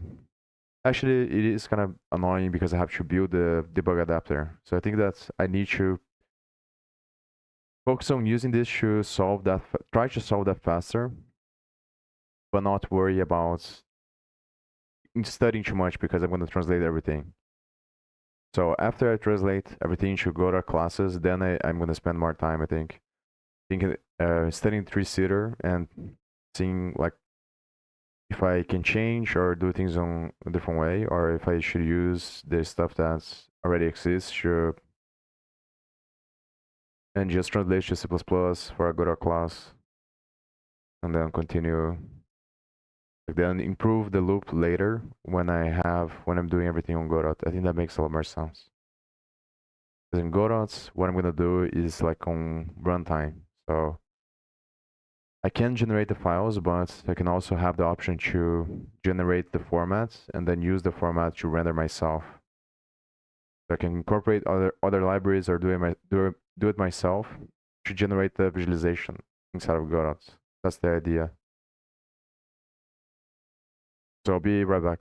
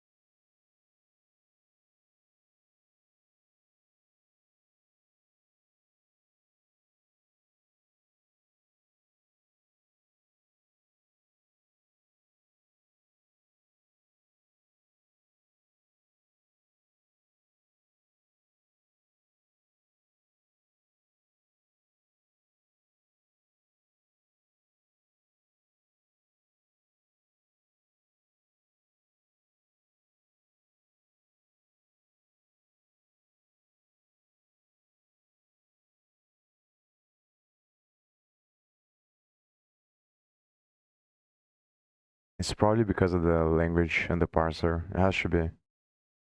The only thing that makes sense.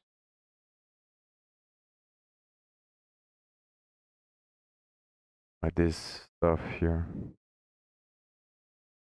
Parser, parse.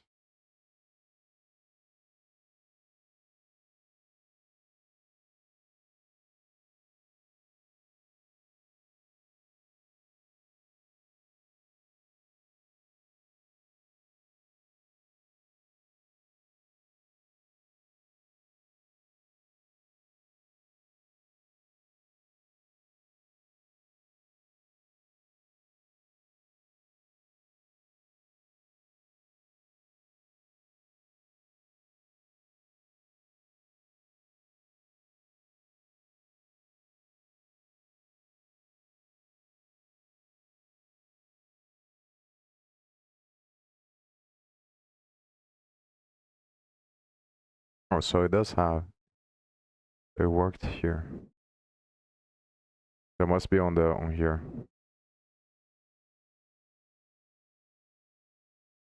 These. Yeah, the other thing I can do is.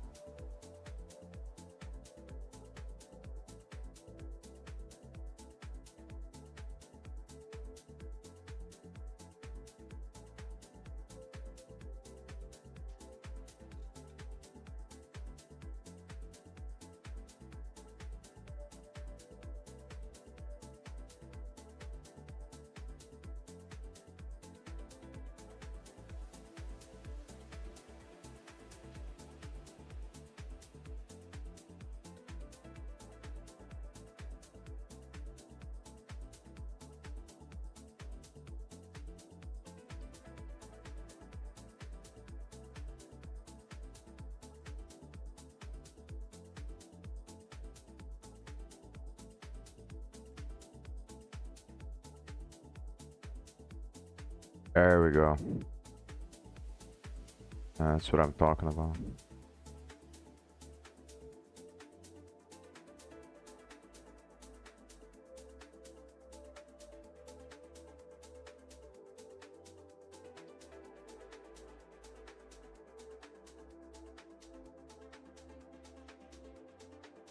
Oh, why is not copying?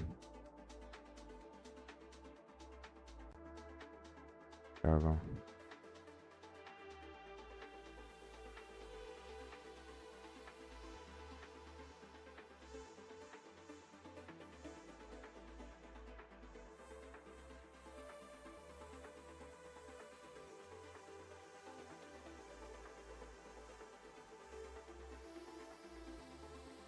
I think it worked, but there isn't any meaningful output.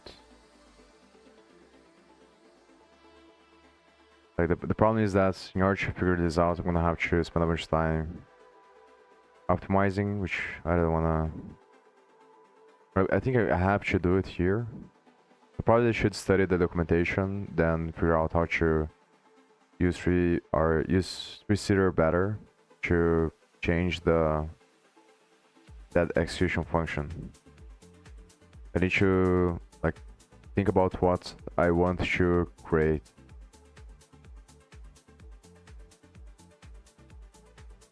How to extract something meaningful from the raw code without relying on runtime. Using tree-seeder. And once I have that, then I can put it on ChatGPT. Or I don't need to put it on ChatGPT because I'm gonna be able to. This is the whole point. I'm gonna know. Maybe I should just I should put the output for ChatGPT and just ask what it thinks it can do to. I think I'm gonna describe what I'm thinking about. The other challenge is to know. I guess I can do one file later to see if it is captured. The problem is that I don't know C#. Like, obviously, once you know like the fundamental languages, every other language is gonna be easy to understand because basically the same stuff, just different syntax. But I don't know enough about like the parsing, the constructs of the language, like what it means to be. Because, for example, in Python, a function is an object. So in other languages, it's going to be different because it depends on the way that the compiler works. So I don't know the constructs of the language, how they work, and how they're going to be interpreted by tree-seeder. But I think that maybe I should try a different project like that for a language that I know, like for Python or for another language. Probably Python because it's easier. And then I can ask ChatGPT to, like, I can get a file, and then I'm gonna be able to know if the output is the thing that I'm thinking about, because I'm gonna manually see the functions, for example, and I can do something that connects the functions together or something like this. Because here, there's no way for me to know for sure. Like, it seems that it's not capturing everything. So, like, there's something wrong with the thing, but it's hard to know exactly what it is.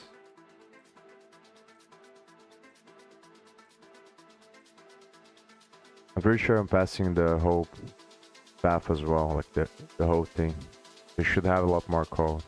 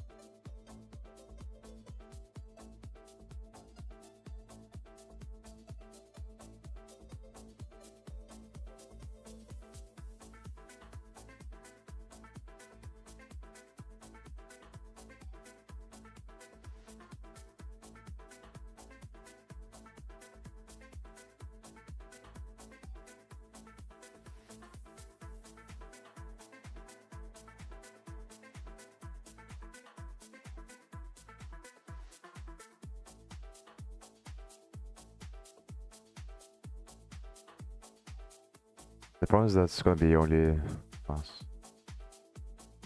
And maybe this is not the best project to test this first. That should be something that I know that's like a a stack trace would be the best example, I think. So connect a stack trace, show the flow of the functions. Because here is gonna be class decorations and then functions inside of the class. Maybe what I can say is like a graph that connects the class to the functions. Just to see if it works. I think I'm gonna try this. No, I'm gonna ask ChatGPT for this.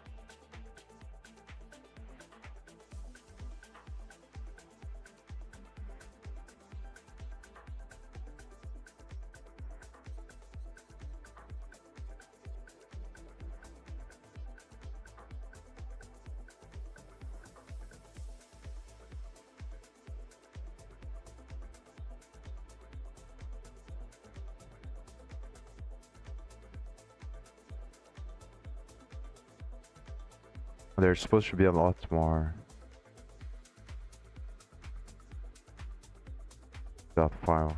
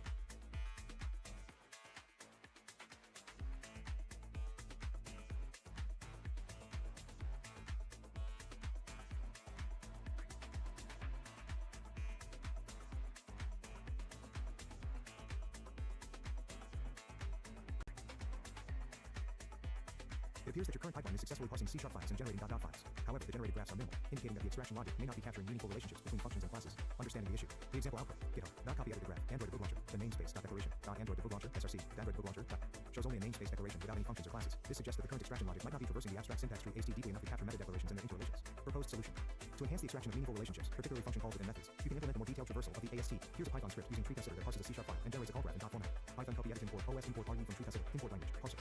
Hashtag load the C# language for treesitter language .build.library build my languages. So treesitter C# sharper language equal to language build my languages.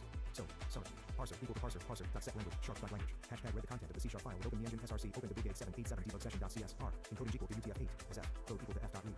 Hashtag parse the code tree equal to parser.parse byte code. utf8 hashtag function to extract function calls within a function def extract function calls node source.code calls equal to if node type equal to invocation or expression function name equal to source.code node .start.byte node then.byte .cheat code utf8 calls.app and function name for child and node .children calls.extend extract.function calls child source.code return calls hashtag traverse the AST define method declarations and the calls def traverse node source.code functions equal to if node.type equal to method declaration method name equal to for child and node.children if child.type equal to identifier method.name equal to source.code child.start.byte child.end.byte.decode utf8 if child.type equal to block calls equal to extract function calls child source.code functions method and name equal to calls for child and node children functions.date traverse child source.code return functions functions equal to traverse tree.root.node bytes code utf8 hashtag generate.format print degraph g for func calls and functions items for calling calls print a func greater than call print this script will produce a graph representing function calls within the specified C# file estimating the number of CS files in the engine. To estimate the number of CS files in the engine project, you can clone the repository and use the following command. Dash copy edit git clone github.com/microsoft/meengine.git.ce. Meengine find .name peanut CSS or WCL. This will count all .cs files in the repository.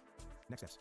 Integrate enhanced extraction. Incorporate the above script or its logic into your pipeline to extract meaningful relationships. Visualize the graphs. Use tools like GraphViz to visualize the generated .dot files for better insights. Validate the output. Manually inspect some of the generated graphs to ensure that the relationships are accurately captured. If you need further assistance integrating this into your existing pipeline or have other questions, feel free to ask. Sources.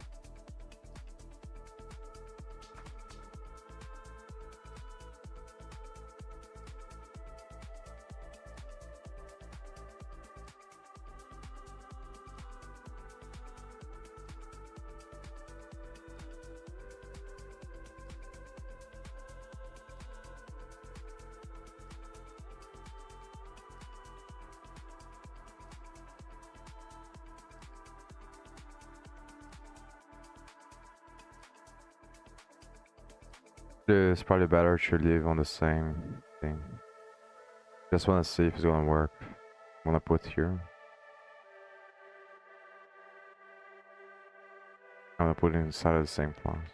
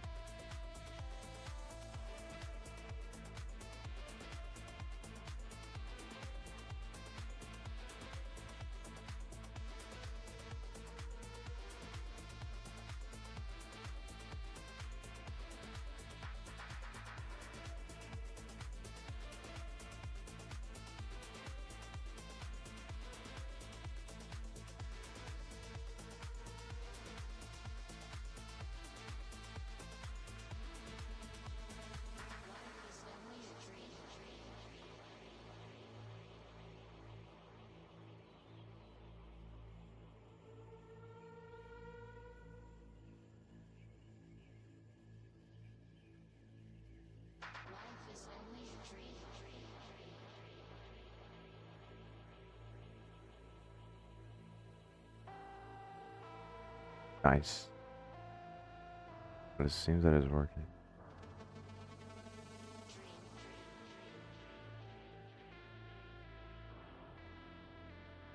Nice. Yeah, that's pretty cool. So I'm happy with this for now, I think.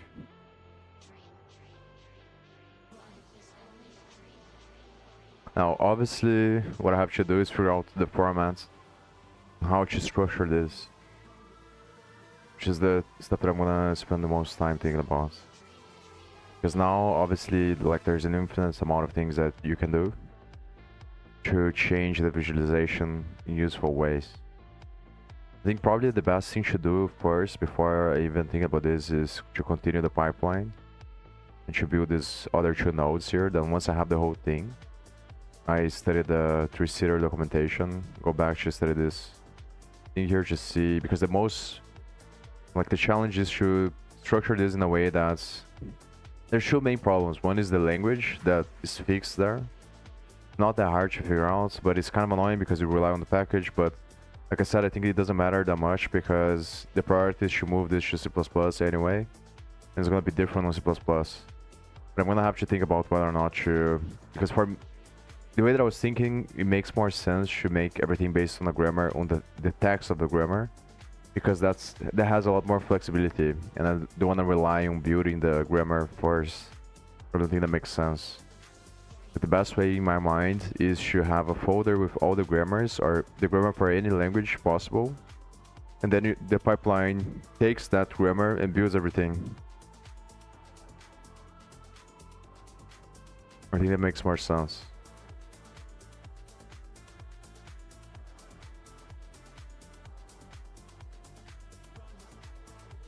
So that is not very hard, but the hardest part is to figure out a way to structure things so that depending on which language, the constructs are going to be different. So I think that the result you get here is different on the code chunk.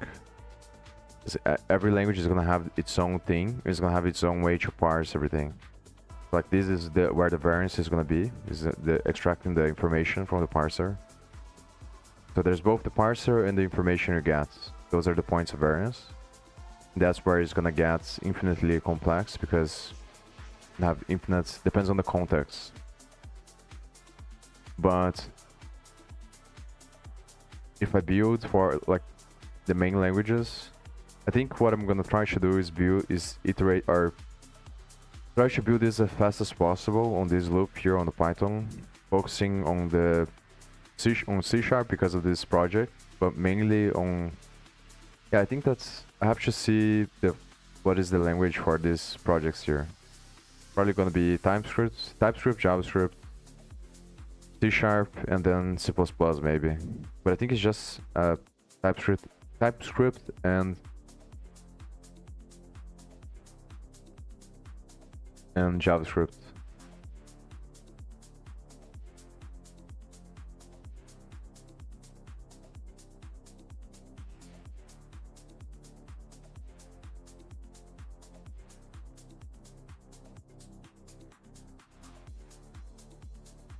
It says TypeScript and C++. So those are the main ones that I need to figure out. Then I iterate over this fast, and I have to think about like how to put things in a way that is going to make it easier.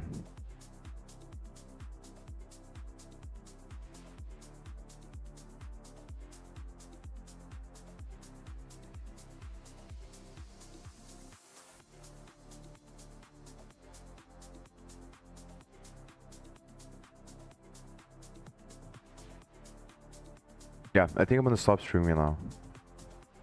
So I'm gonna try to iterate fast over this loop and then clarify what is the best visualization format for this. The other part's very interesting as well, because there's a bunch of things that you can do as well, which I think nobody has done before, like, until now. To like incorporate the LLM into the compilation process.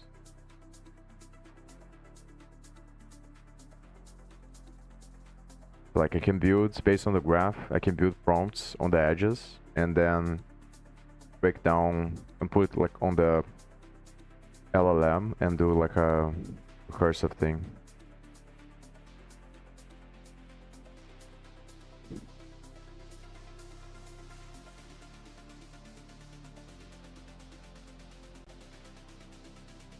Let's see if there's another.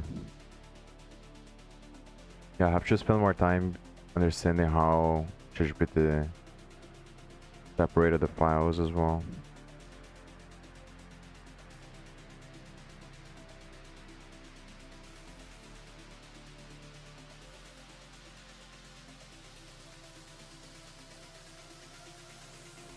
Let me show this.